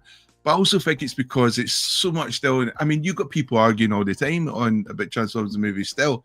I think but obviously Scourge came from Thundercracker. That's just proven now. That's a fact now. We have to all accept, because it's true. But you also got new discussions. Like you think, did Galvatron hold back against Optimus Prime because he really wanted to get Fear of Unicron? Is that why he was so easily thrown out into space? And I think there's so much you could do with that, sort of like watching that movie again and thinking about certain scenes, and then you've got those toys to sort of represent it. And I think the trouble with other toy lines, no offense to Combiner Wars or Legacy, because they crawled, so Studio Series 86 could fly, is that they didn't really have any literature or any sort of media which is in the public's imagination to support those toy lines. But Studios 86 has it all. So do you agree then that the quality's increased? Yeah. Oh, I think the quality has increased all the time. But I think the trouble is with Galvatron, it was almost like stagnation because all they did was change the paint. And I think people wanted hands that opened and closed. And I think that's the trouble with Hasbro, but we're worried that maybe the plastic quality might go down or might stagnate. So, but on just now, it's definitely on the up. It was increasing and it's leveled off. Well, I'll go next because I know I haven't chosen Studio Series 86. It'd be weird if just everyone chose that. So I'm going to go for Titan's Return. I just think Titan's Return was one of my favourite lines when you look at like Misfire, Trigger, Happy, Blur, what a mole Blur was. Like, it was the first time it just felt like, I don't know, they've done so many bots with so much, so many ingenious transformations. A lot of the stuff I found with Combiner Wars, with like, the transformations were really similar. But when you got into Titan's Return, they kind of took it up a notch. And when I first got that Fort Max through the post, and like the box was massive, I remember opening it with the kids, and it was bigger than the kids because they were like 3 years old and 2 years old at the time. Just taking loads of photos with them, playing with it. It was amazing. Just yeah, it was just a shame. Like, I was really psyched for the Netflix. I know Combiner Wars came out, I think, at the same time as Titan's Return was released. So the Combiner Wars Netflix Machinima. So it was the Machinima series, wasn't it? Came out at the same time. So it was kind of like lagging. And we didn't like Combiner Wars when that came out that much. And then when Titan's Return, you kind of got a bit more excited for it. And I don't know, there's just so many great figures. Overlord, a whole list of figures that they released for Titan's Return, and that playability of having the headmasters was spot on. So I think that, to me, was my favourite line ever released. And there's so many good repaints, like that blur mold get reused a couple of times, and it was a banger every time. And a cup of crust, like really, really clever. Really clever transformations. That's why I loved it. Got then, Primetime Moth. I am going to go with the only line I have ever hunted down to complete, and that is Beast Wars Transmetals. It was the line that got me back into collecting Transformers. Get away, Pete. Classic G1. Yeah. Okay. No. I think you'll find Hasbro call it G1. It's not. According to Hasbro. So Studio Series 86. So anyway, it's not, though, is it? It's more than Beast Wars. Anyway, so Transmetal. So I remember picking up the kind of seeing the first one, the chrome on it, the option to have a kind of vehicle mode. It had the heat sensor, a kind of sticker on it. Just great figures. Some absolute bangers in there. Depth charts, Rampage, some absolute stonking ones. And then there was loads of ones where they taking ones that didn't have characters in the show, so that they did Rhinox, which was fantastic. It was a great line, and the challenge is now that the line's nearly 30 years old, and some of the toys are flaking, and some of the kind of chrome is coming off them, but some of them are absolutely beautiful. Yeah, really, the really nice toys. is yeah. Oh, the Waspinator's brilliant toy, but never had an on. So Pterosaur was a great toy. The colours on it just absolutely gorgeous. It really, I remember just being like properly hunting them down, and then over the years I managed to pick up everything, and it just did a great set of toys. So that's my pick. I do have a honorary mention at the end, but I'll let Pistol go first, and then I'll give you my thoughts on an honorary mention. That's okay. Go on, Pistol. Okay, so my pick, my favorite line is Mastermind Creations reformatted line. Now, this is the golden age of third party. When you had IDW was in its peak, it was in its glory. You had Last Stand of the Wreckers. Then you had James Roberts taking over. When they did that second half, they did the Death Optimus Prime, and you had John Barber and James Roberts writing Robots in Disguise and More Than Meets the Eye, and you had Alex Milne on inks on More Than Meets the Eye, and Andrew Griffith. And Mastermind Creations, aside from doing all the other stuff, said these are the toys we want to make. We want to make toys based on this design aesthetic. And so they created this line, and there's many repaints in it where they do creative ideas of going like, well, we can do Impactor, but we could also do, I can't remember the name of the Black Decepticon they did with him. It was the same mold. And sort of like, they expanded out the line. They even did like from a Cyclonus. They did a Death Set as a convention exclusive. It was just this really kind of glorious time when it's like we're forging our own path rather than kind of trying to fit in with or expanding on like the Masterpiece line, or we're trying to do upgrades for the Chug line. It was like these are our own figures or line. This is our own line we're doing, and lots of different third parties did that type of stuff. Then they were a lot more creative and a lot more kind of like I don't think they knew at the time how much they could get away with.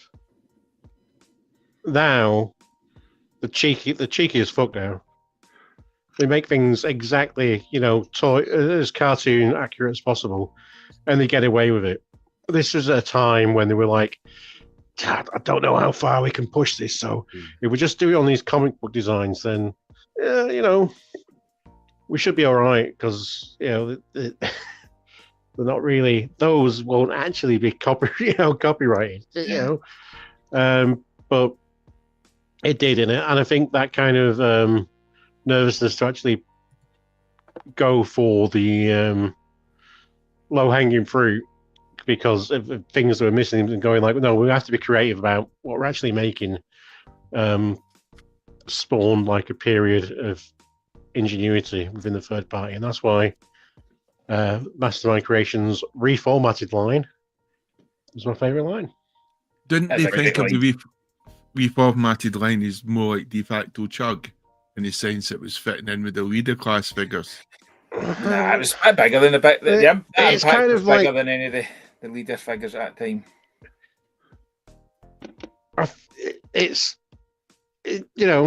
This could be Voyager, it could be Chug, because at the end of the day, he's the same size as it could be Masterpiece, because he's the same size as a Carbot, Masterpiece Carbot. Yeah. It is kind of,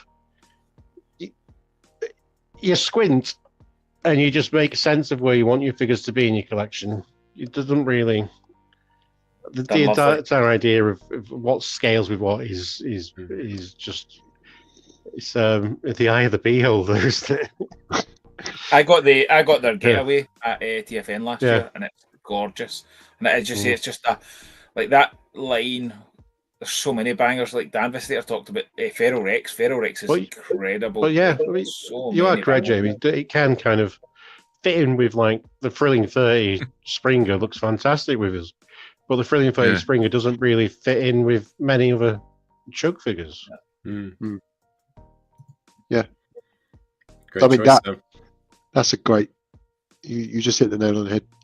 Thrilling 30s. That was a fantastic. That was a fantastic line as well. Definitely. So many now. Let's do some honourable mentions then. So 3 and 30 we said. Graham, what else were you saying honourable mention wise?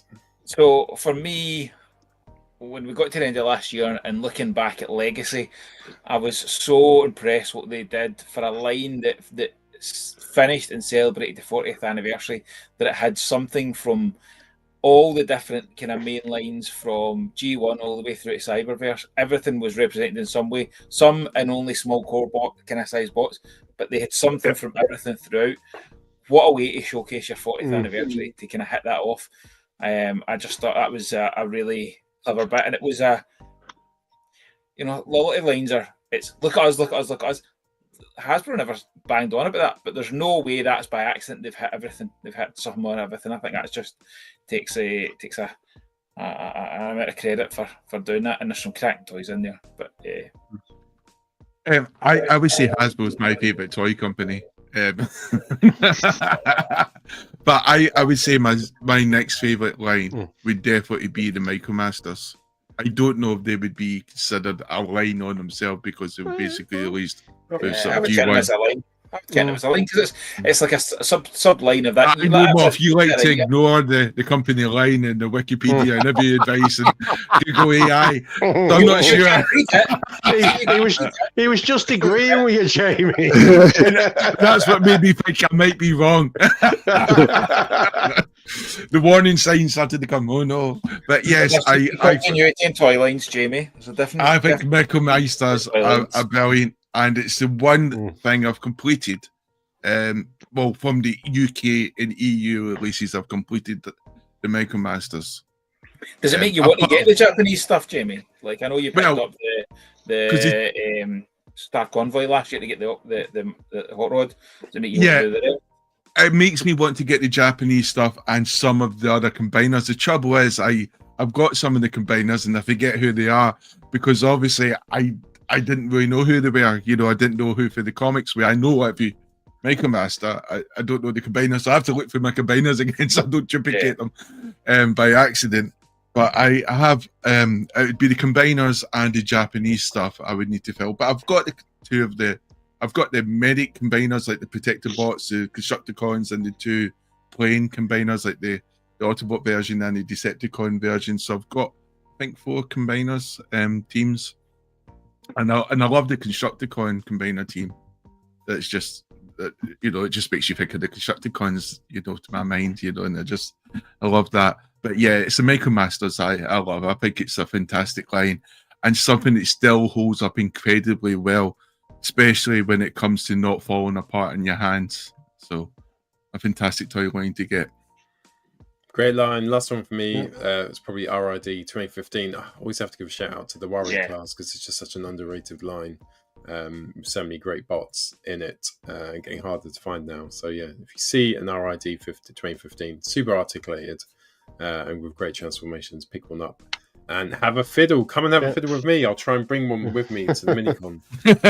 How have we not mentioned animated? Can I just do another one? Can I just do the last one? Just animated. I'll let you go. You wanted to do CS86. Yeah. I'm going to go bots. Bots. There's millions of them. They had their own cartoon snubbed by the 40th anniversary. I go animated and you try and trump me with bots. No, I said I'll sneak in a bots before you go animated because yours is better. Anyway, animated. You've just completely took the wind out of my sails, Bisto. This is Blur. I could have picked any of the ones I've got, but it's just such a anime. Jakob have said it. Dave said it. It's such an underrated, almost. The animated series was excellent. It was well written, well animated. The toys probably didn't get the credit they deserved because they were so cartoon accurate. But one of their greatest strengths is they are so cartoon accurate. Yeah. You genuinely think. It's not a representation of the character. It is the character. This is Blur from animated. And I think that gives it a whole new dynamic in terms of the playability, and the transformation's good, the engineering's good, the posability is excellent, the colour's great, the Ultimos are great. It's just such a bloody fantastic line. Mm-hmm. And I should have picked this one. I should have stupid Studio Series 86 times. Some people agree. Well, you always try to copy me because it's perfection. I can't blame you. But Jacob agrees with you there. He thinks animated a brilliant line. Mm-hmm. What's your favourite, Pete? I'll give you my favourite. I'll give you my favourite if it helps you. Bulkhead. The Bulkhead animated leader Bulkhead is just one of the best toys ever created. Just chunky, lovely. I like the Prowl. I think Blur though. I think Blur would be my favourite. I just love how Lockdown just unfolds. Yes. Lockdown he's just a giant. He's just like this car, but all of a sudden he's this big Beanstalk, motherfucker. Yeah. Why didn't they call him Beanstalk, motherfucker? I think it's so interesting. Did you say it's like underrated? Like at the time it was coming out, that there was such negativity towards the cartoon when people just saw the first images. It was like, oh my god, this is horrific. I don't like this. And obviously, toys are so like the cartoon that people felt the same with the toys. And then it just so totally changed to it's such a beloved cartoon now. Like every day, I don't know anybody looks back and doesn't think fondly of it because it's just so nice. I think it was pretty damn hot when it first came out. It was like one of the most expensive Transformers cartoons but written. see, if you were in the fandom at the time, the hatred on. See, that's your trouble. You must have been in a little wee bubble of just that's us. I don't know where I was out in the open and everyone liked it. I think, it was good. On the boards when the first images came out, people were generally very upset. Thanks, Pesto. But then, as soon as I think it started to people realised. Thanks, Pesto. It was made. It was made with love. It's such love. Yeah. It was made with such love that people just got on board with it. Yeah. Because I think the boards hate everything, don't they? It's just the thing boards seem to do on internet. Hate. You know, internet. I can remember forums. They're amazing. Have we got a social corner this week, or was that coming? Yes, sir. Week? Right. Yes, sir. Corner. Let's do it. My Amish friends call me Lorna. I'm going. That'll be enough of that.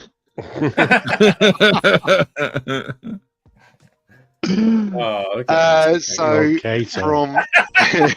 from Instagram friend of the show Kato, his take on some inspirational quotes, anecdotes, direction. If your wife is mad at you, buy a new action figure. She will still be mad, but you will have a new action figure. You could change that to be action figure to be a cat slayer. Like agreed. Or just don't buy anything and just be mad. You should do a post. But you and Emma had a discussion. One had to go for sale. Emma, a wonderful lady. Or sell at MiniCon Manchester. Well trade, consider. I don't know. Free collection, no postage cost. It's this next one that actually tickles me. Before you get married,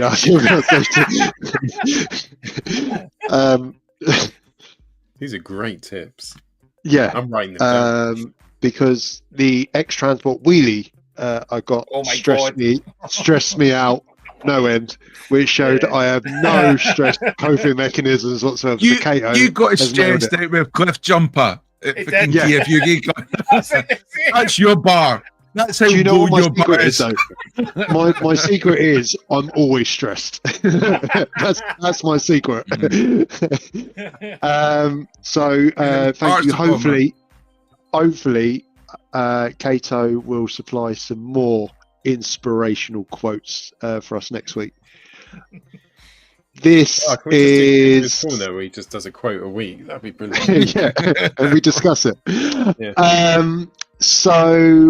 Customizer and well-loved and renowned member of the Toy Food team, Matt Marshall, has taken a take on Mask Thunderhawk and taken Windcharger, I think it was, and tried to turn Windcharger. I say tried, has successfully transformed G1 Windcharger into Thunderhawk, and I think that's amazing. Yeah, because Windcharger is the most awful Autobot ever designed, and yeah, he's made it brilliant. I mean, look what he's managed to do with the map tracker mask. It's incredible, genuinely incredible. And then look at the old mode; it's just wicked. So good. Very, very talented man. I'm sure he'll be doing a panel at MiniCon, or if not MiniCon, he's doing a panel at MiniCon, and there's kits available. So go to the panel to get kits to do this yourself, and I believe they're also going to be available online afterwards. Oh, amazing! I've That'll told be- Kerry she's got to go to the panel for me. Yeah, bloody right. See, Yeah, see, when you say kits to do this yourself, that means build it yourself. It won't be Yeah. finished like that. No, yeah, to get it to that sort of. I assume it's a sticker set, and then like whatever it is done to do the head. So he's done a panel, explain it, and then you can buy the kits. I believe. As I say, they're Okay. going to be Oh, available wow. online afterwards.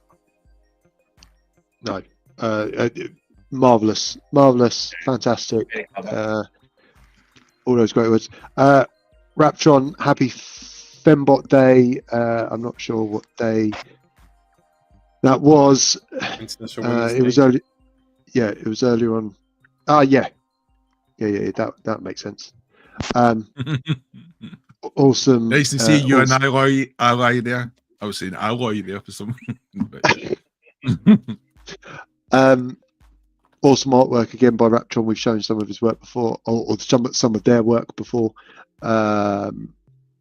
Great version of RC. He's also done a video on how you built up the picture as well, so you can see the progression. Oh, nice. Pretty cool.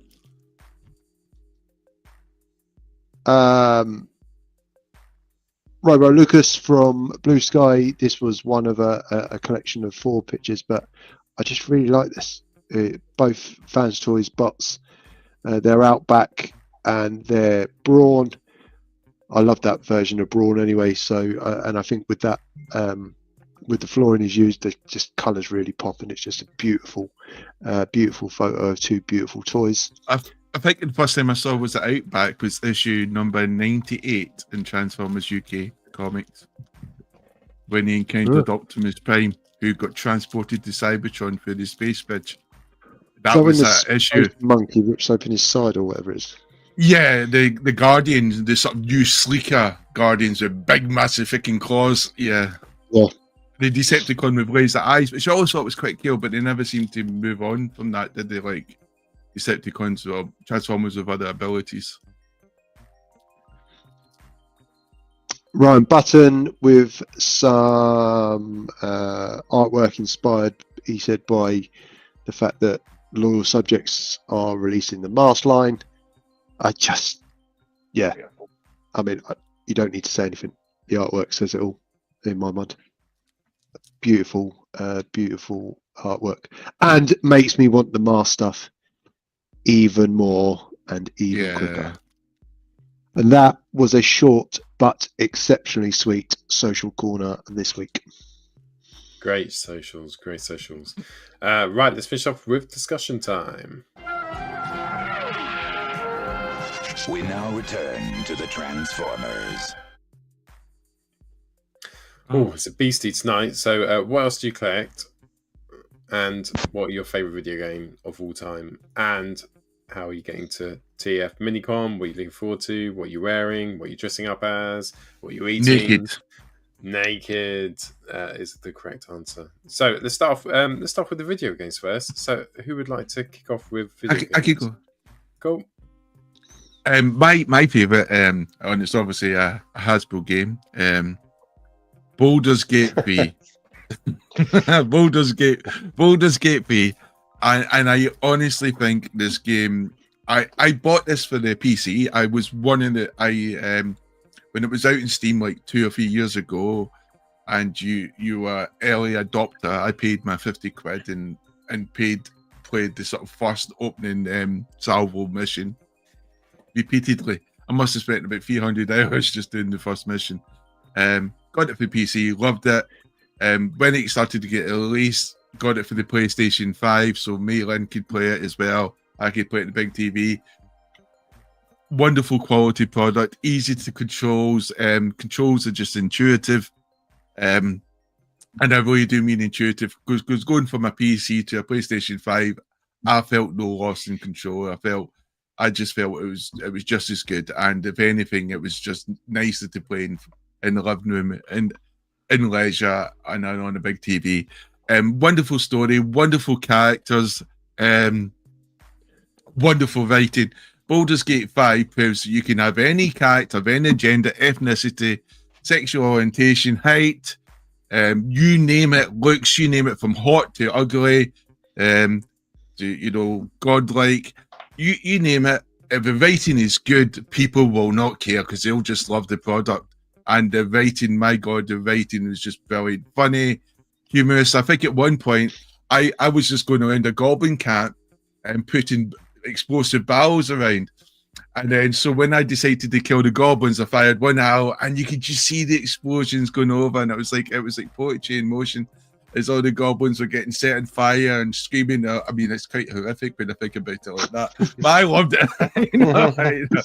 And it was just great, and the fact you could do all sorts of things like that. You could have a pet as well, and the story is great, and yes, and the only thing it lacked is support and merchandise, which Hasbro really should have did, being a toy company. But they aced this game, and I'm still playing it.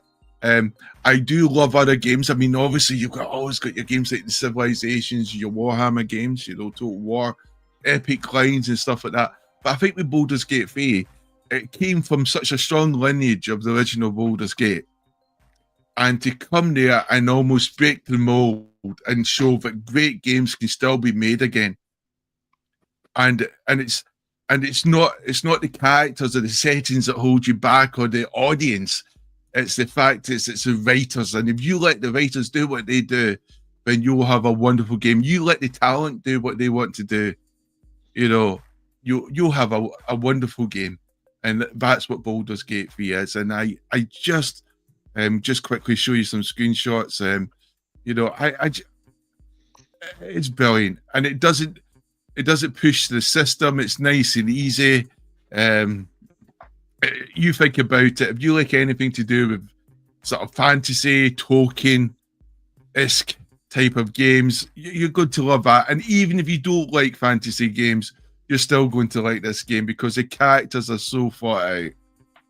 And it's moved on because it has like your easy mode, medium mode, hard mode, and it has a storytelling mode. Means it's much easier in storytelling for the battles, meaning you could just go and enjoy the game. And once you've completed it, go again, because you go down different paths, different avenues. Like you might want to get off with this chick instead, or that guy instead. Not about saying this is a driving force about your sexual conquest in the game, but who could you have coitus with next? But I'm just trying to show that you're not pigeonholed, you're not forced to go down a certain path. You can do what you want, and your actions have consequences, real consequences, and you drive that story forward. And it's a brilliant game. I can't say enough about it. Made a note. I'm going to download it PC. Baldur's Gate 3. Give it a go. Can you team up online and play it? Yes. Yes, you can. You can. The next patch is going to be crossplay. Oh, wow. You already have cross save, meaning if you play on your PlayStation 5, you can play on your PC, right, and vice versa. So I can alternate. So you will be able to, but you'll be able to play with your mates, even though they have different systems. So cool. What I'll go next then. So so many, isn't there? Like, it's just such a big part of my life. Video games. Championship Manager 2 was amazing. When I think of the hours, Championship Manager 9900, put in some serious hours into that. That would be in my top 5 definitely. Mario Kart, the Mario games. The SNES was my console growing up. I think if I had to choose one game, one which just blew me away, like I was so addicted to it, and I've played it again and again. It's Final Fantasy VII, and it's a bit of a cliche one, but it's a cliche for a reason, and it's because the story, when you first play it, it's just, no spoilers if you've not played it before, but there's some bits in that story which absolutely blow you away. And if you weren't used to, I had no idea where my fucking character was just running up to the guy in front of him. Like, I was pressing X, and he was like, attack, yeah, attack. How do I move you to attack you? It's not. It's obviously because it's active battle systems, and the first time you play a JRPG, you have to get used to it. But then after a while, you pick it up, you understand it, and all the intricacies that you get playing it that way was so just amazing. But I could do a show every week just on these are my favorite games. Like, I could talk about them for hours and hours, and there's just too many of them. But I love talking about them. So, other than that, any honourable mentions? There's probably too many. But I think Primetime Moth. It's your favourite game. So, I mean, you were chatting about this the other day, and I was saying, like, I often think when you think about your favourite kind of book, film, game, it always comes down to, for me, the one you've watched the most, listened to the most, or played the most. So, based on that, I have to go with Stroker on the Spectrum. It was a game about masturbating. Well, I can resist. I don't know if I've ever actually played that. No, it was Super Mario World. I've played it on multiple consoles, and I still just sit. Like, I used to take my Game Boy Advance SP pretty much every holiday I went and just would sit and play Mario World. Like, nothing else, just take that one game and sit and play through it. It just, even coming down to CP in January, I'll sit and play Mario World on the plane. Like, it's my happy place. Just quite happy to play I'm that. glad you said in the game, not when you met Pete. Shut up, Pete. Come on. It was just such a clever game at the time, and it's just, for me, it's just peak Mario. There's something magical about the world before the internet when you found, like, me and my two brothers playing it, and you found Star Road. You're like, what the fuck is this? And then you complete it, and you find every single secret entrance. You find another road, and just as a kid, and you can't just look it up and find out how to do your stuff. You have to discover yourself. You won't ever get that again, really, will you? Unless you sort of. Do you know the one?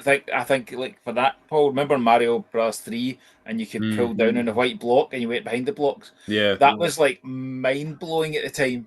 It was like in a Games Master magazine, maybe, that I read it, and it was in the Wizard as well, the film. If you ever saw the Wizard, which was like a massive Nintendo ever, basically. Yeah. But really, as a kid, I loved it, and they will have to the Power Glove. That's it. Yeah, you get the Power Glove in there. It shows you some of the cheats in Super Mario 3. I always found the weirdest thing was watching one of my older siblings' kitchen. When I was playing Halo, and I was playing Halo with him, and I was really enjoying it, and I knew where I was on the map without having to look. I had good orientation, but I would look at him and I'd turn around, and he'd be trying to look around the corner like that because it was like 3D, and he'd be thinking he could look, and I'd be going, you know, the age difference, how this new technology, his brain just couldn't work it out yet, and I was doing games, brilliant. Just Halo, that was fucking awesome. I remember getting Halo 2 on release day. Like, my mate traded in like 40 games, like game station, just to get it. We sat there with a load of cider and just played it. And the ending was like, oh my god! And then you have to wait. Like, we completed it within like the day, and you have to wait ages and ages to find out what happens. We got it at midnight because it was opened. Some of the game stores opened to let you get it. I mean, you can't do that now, but at the time, it was like a wonderful event. But it's just tomorrow. Like, we've got my sons, both of them have downloaded Halo Anniversary Edition because you get it on Game Pass, don't you? So tomorrow, like, this is what tomorrow morning I will finish the games room because they're going to move their telly back to there and the telly there, and all three of us are going to play the Halo series from the start. Awesome. On the legendary setting, and we're just going to smash through it. It's going to be a brilliant adventure. Wicked. Yeah, it's just cool. Can't wait. I was at uni when the Xbox came out, and I was doing computer game design, and our lecturer bought an Xbox in day release, and that's what we did for a 4-hour lecture. Just watched him play Halo. He was like, "Guys, I'm not teaching you now. I just want to play this. He's up for it." Yep. So like the whole class sitting watching Halo, and it was just like, this is epic. I was doing English literature fucking uni, night school as well because I was that bad at it. Right, Bista, do you want to go next? Favorite video game ever? Okay, yeah. So I never really grew up as a console kid. It wasn't something the parents wanted us to get into, so we never really. We had a Spectrum and all that growing up. So I was going to say something like Rockstar Rate My Hamster, but everyone remembers that one. That was it was like a managing bands kind of game, and all the bands and acts had different really wild kind of names. It was quite cool. It was on the Spectrum. But yeah, and then we got an Amiga because didn't want a console, wanted something that we could use for educational purposes as well as games. So while everyone else was talking about Mario and Sonic, we'd be on a Zool and like Dizzy's Adventures in Candyland or something. I don't know if anyone played a Dizzy Egg game. Yeah, Dizzy Egg. It's on the side, isn't it? Yeah. Dizzy Egg adventure game. And so and then Was it Jumping Jack in the Spectrum? Was that what it was called? Or Bomb Jack? Bomb Jack, I think, Jet Set Willy and Manic Miner. Manic Mansion. Yeah. But so moving forward, I think I would agree with Jamie about Baldur's Gate, but just put something different. I think Ghost of Tsushima is probably one of the most beautiful games that I've played. What's that? Ghost of is it? I can never pronounce it right. Is it Tsushima? Is that Hideo Kojima's game? But you're a samurai, and it's very kind of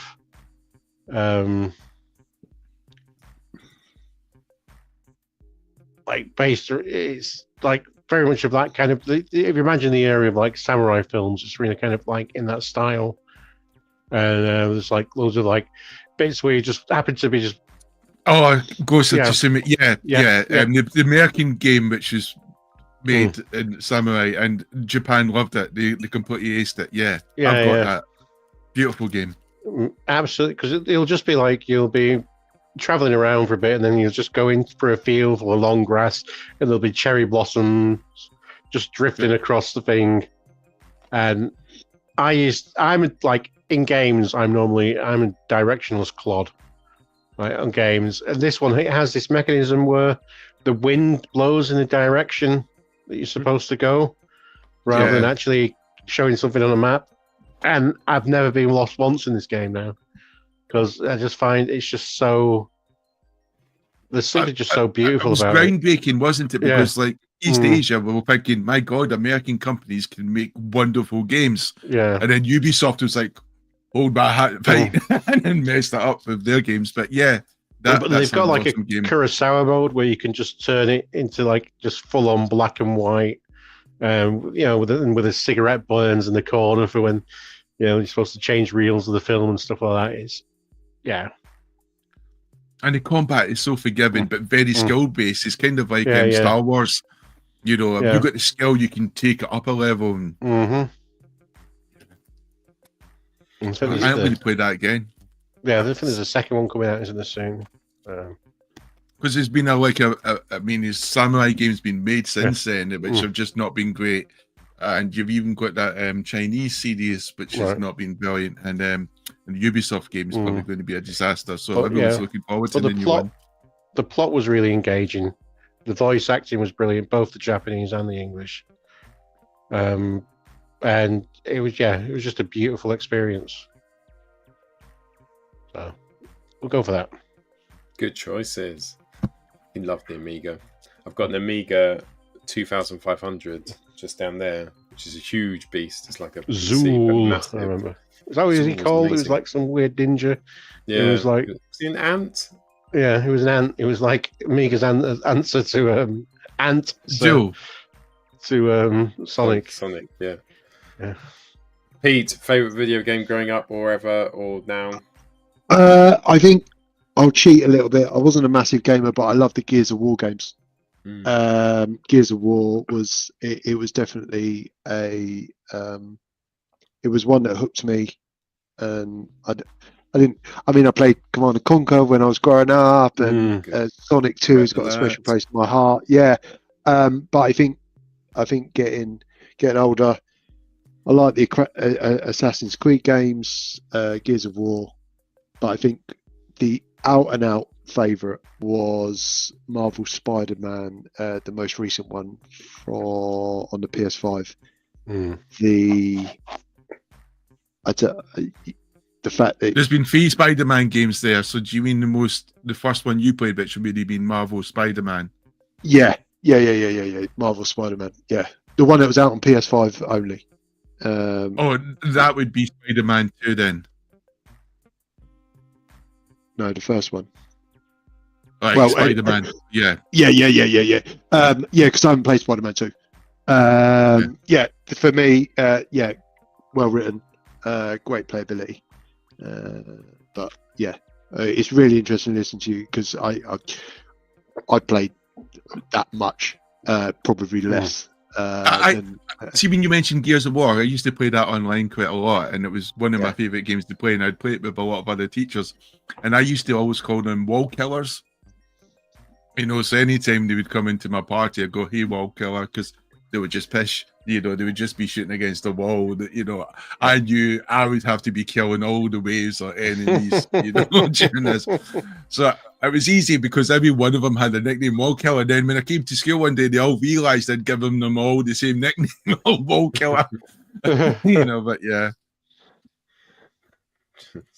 Lily's shout there in Metal Gear Solid just reminds me like how clever that game was for like Psycho Mantis, the controller port bit, or you know, the codes in the back of the box, and it was back of the physical box rather than the game. Just such a clever game. And then there's so many other bits of the series that are the same, but that first one was just so different. What about Final Fantasy VII, where it brought tragedy or tragic events to playing a game?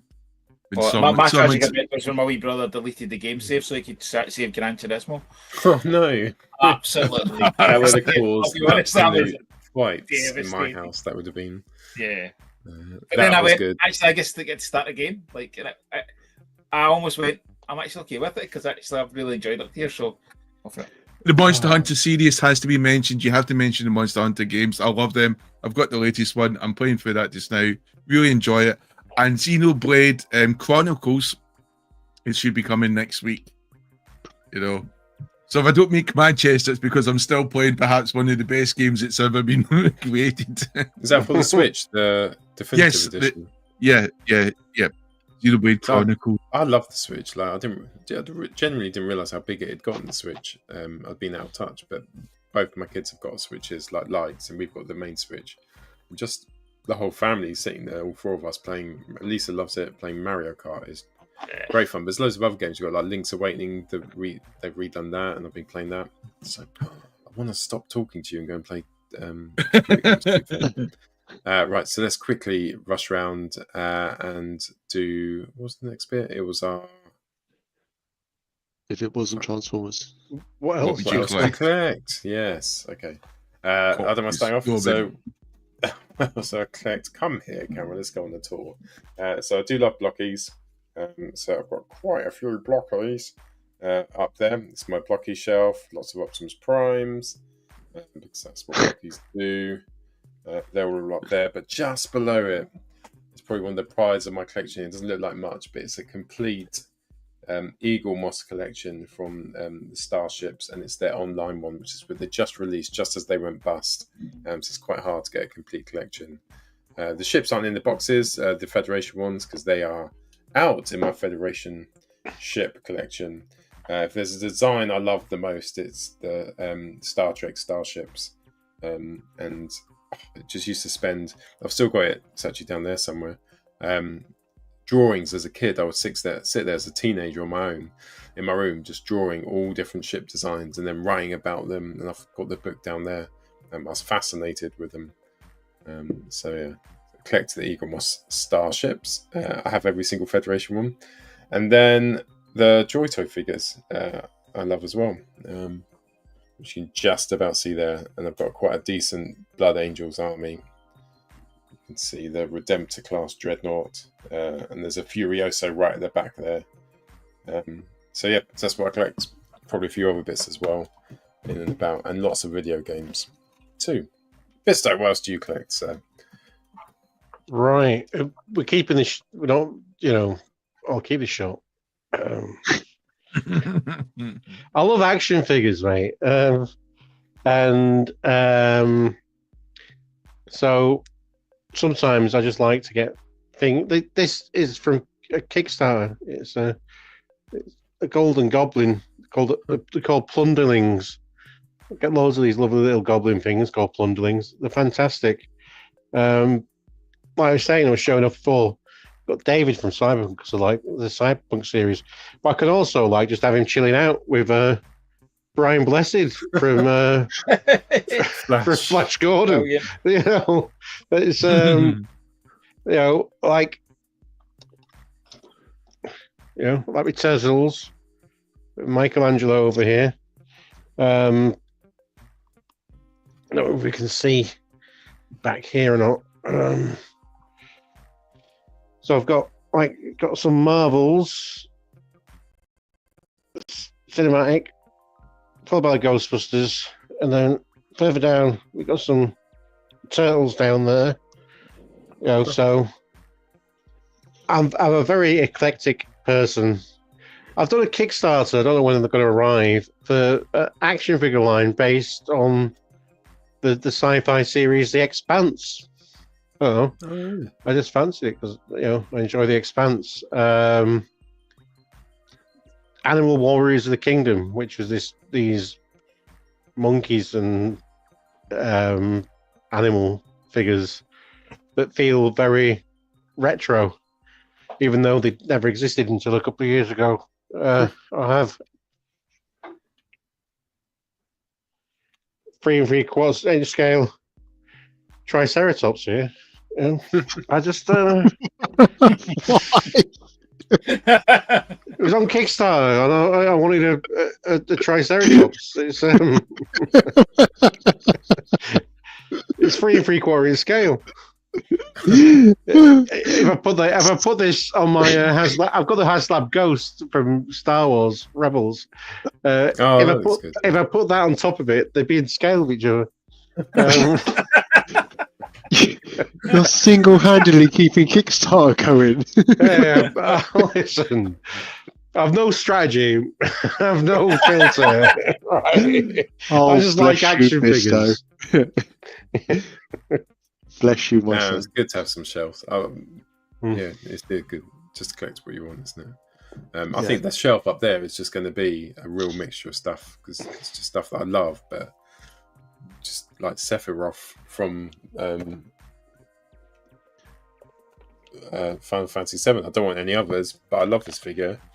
I want him on display, and he looks amazing. He's got so much detail, but he doesn't go with anything. But he's not going back in the box. He's going up there. Just needs a Triceratops to go with him. And G.I. Joe. Yeah. Mostly Mostly Dreadnoks. Toro Joe, Jamie, what else do you collect? If you could share that screen, Paul. Yes. So if I wasn't collecting Transformers, I would be collecting, well, I guess it's kind of cheating because these are kind of human Transformers in the shared universe. I would definitely still be collecting G.I. Joe. I do love the line. I think it's exciting and fun, and it's a high quality line in the sense it's good figures and relatively cheap, very much like the Jada line actually for Street Fighter 2. I think we are in an era where we're definitely getting good figures at much more affordable prices.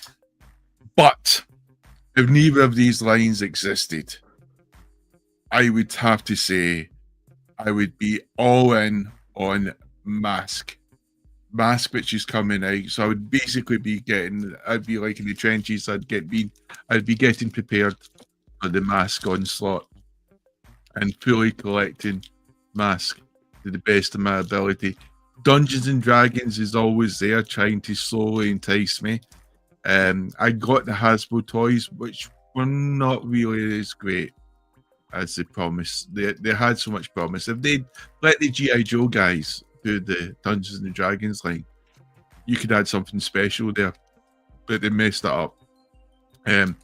I'll cut this bit out so Hasbro will never hear that. But yes, I wish, because G.I. Joe to me is potentially one of the best lines that Hasbro's ever done in the modern era. Anyway, the classified line, and it shows you the promise, what happens when you have people who really love the stuff and are obviously supported, or maybe they're just better at convincing the no men into saying yes.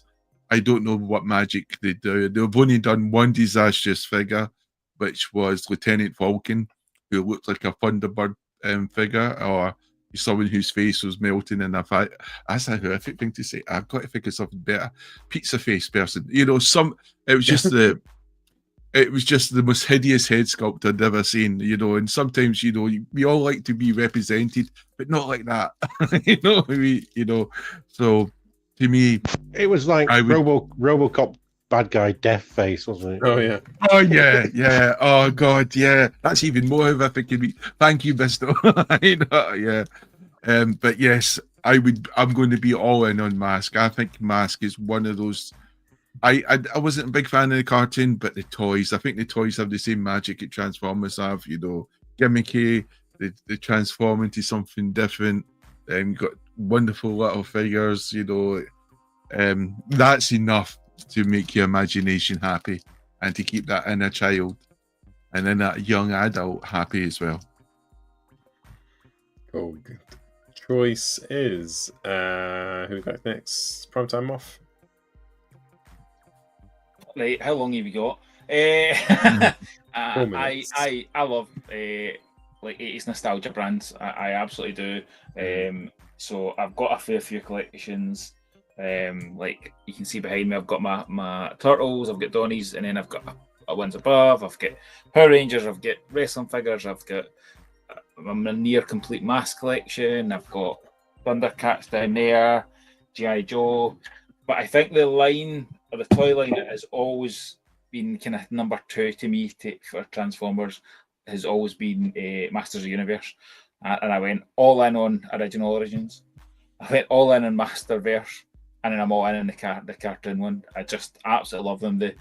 They have the same kind of feel, the kind of the cartoon stroke Origins figures as the Missing Link did. It's the kind of toy you think you had as a kid, like how poseable, how nice they are. The cartoon ones have just taken what were already great figures in Origins and just made them even better. And as I say, I've got like 3 different shelves of 3 different lines of different kind of Masterverse, the Origins original, and then the new cartoon one. So I think that would be the line I would keep going with. Although the one that always makes me the happiest is probably I said about like Transmetals being the only Transformers kind of subsection I completed. The only toy line I've ever completed is Bionic 6. And it took me a long time. And you were lucky with that, because that is mega expensive when you see those figures out in the wild. I had to piece my headquarters up over about 5 different auctions to try and get all the bits for it, because it goes for silly money. But it's just it's so nice, and I look around and go, I'm finished that line. It's such a lovely feeling. So there's always that kind of aspect to it. But yeah, I just love it. Because it's got die-cast parts, hasn't it? The Bionic 6 figures. Die-cast parts. Yeah, the only ones I have, I've got no accessories with.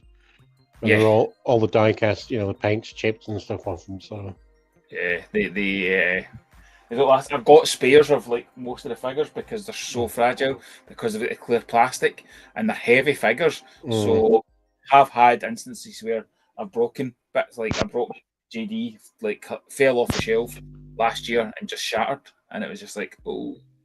So it is a scary like term, but it's lovely to have something to keep. But I do, as Primetime Toys, my favourite thing is actually being able to sell other kind of wee bits of toy lines. So like having somebody talk to Crusaders. I was speaking to the distributor for Mad Balls this morning, arranging a contact to be able to supply the new Mad Balls.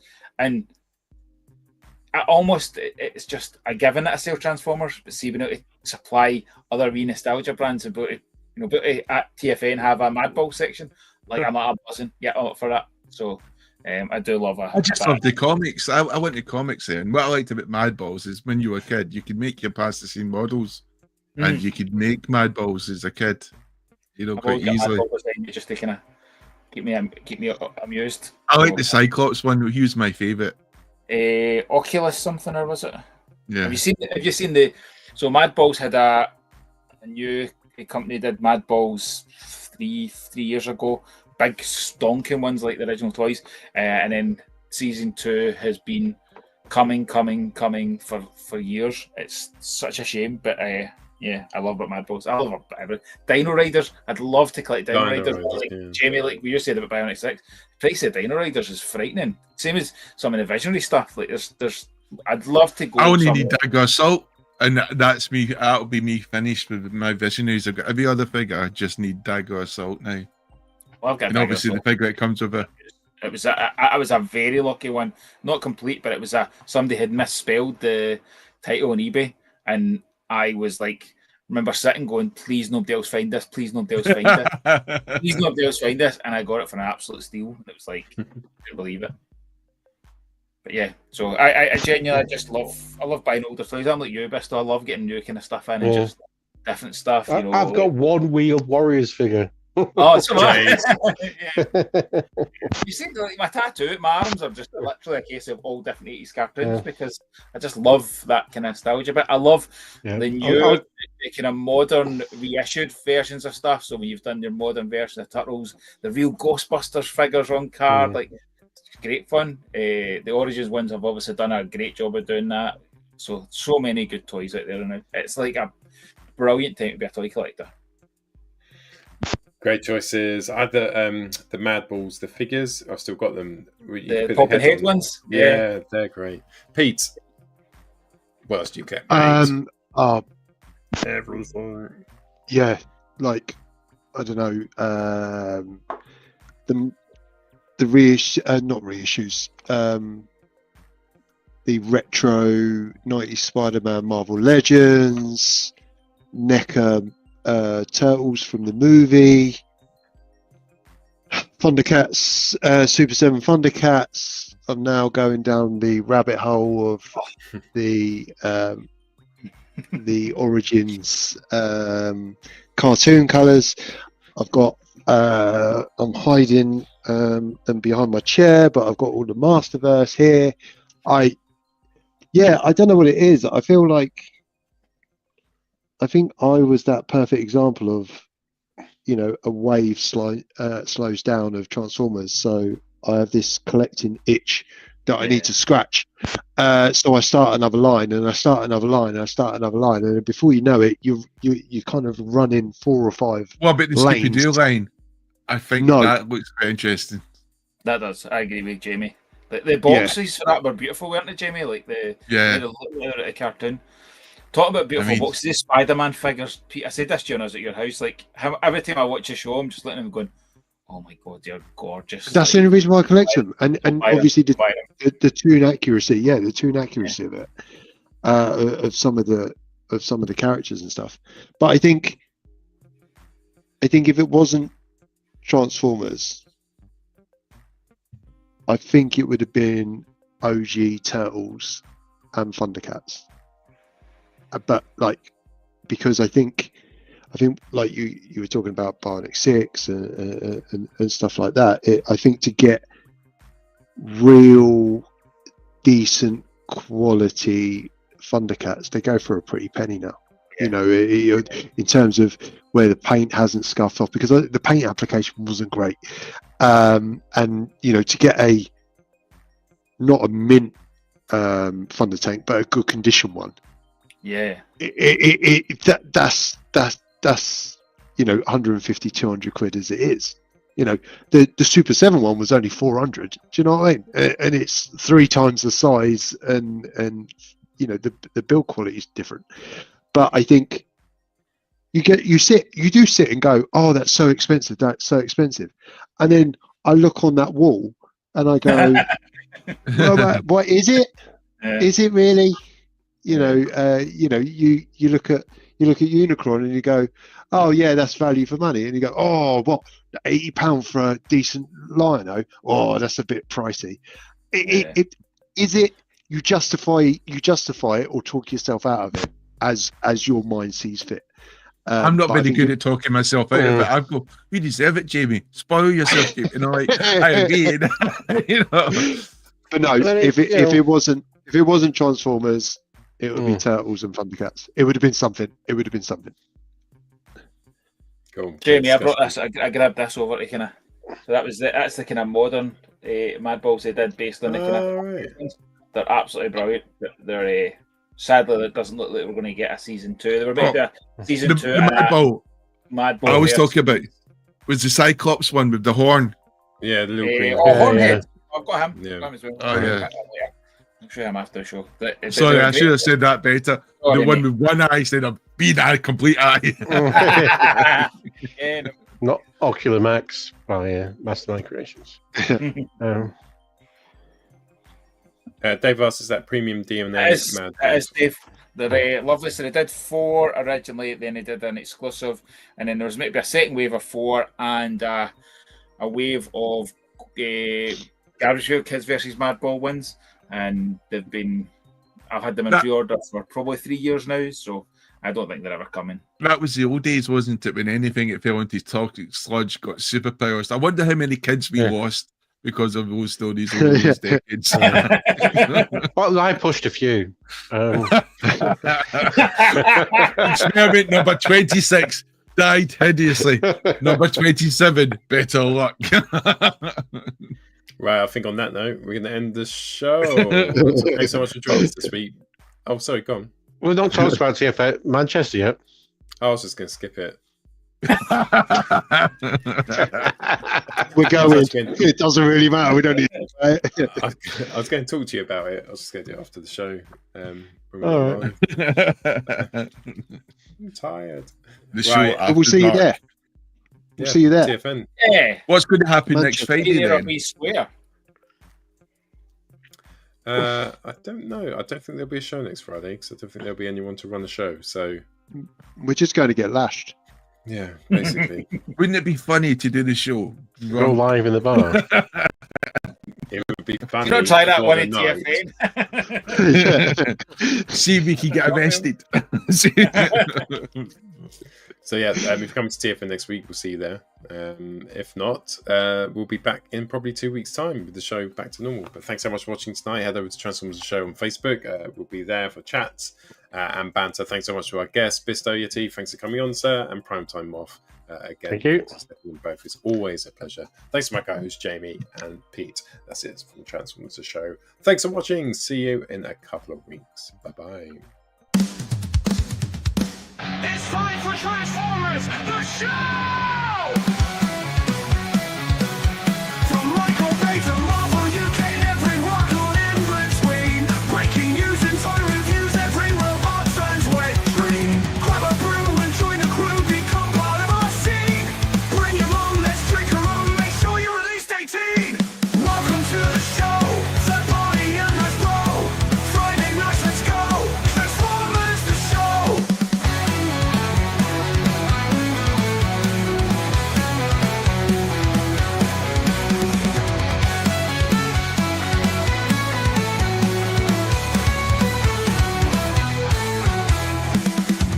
Friday nights, let's go! Transformers, the show! Transformers, the show!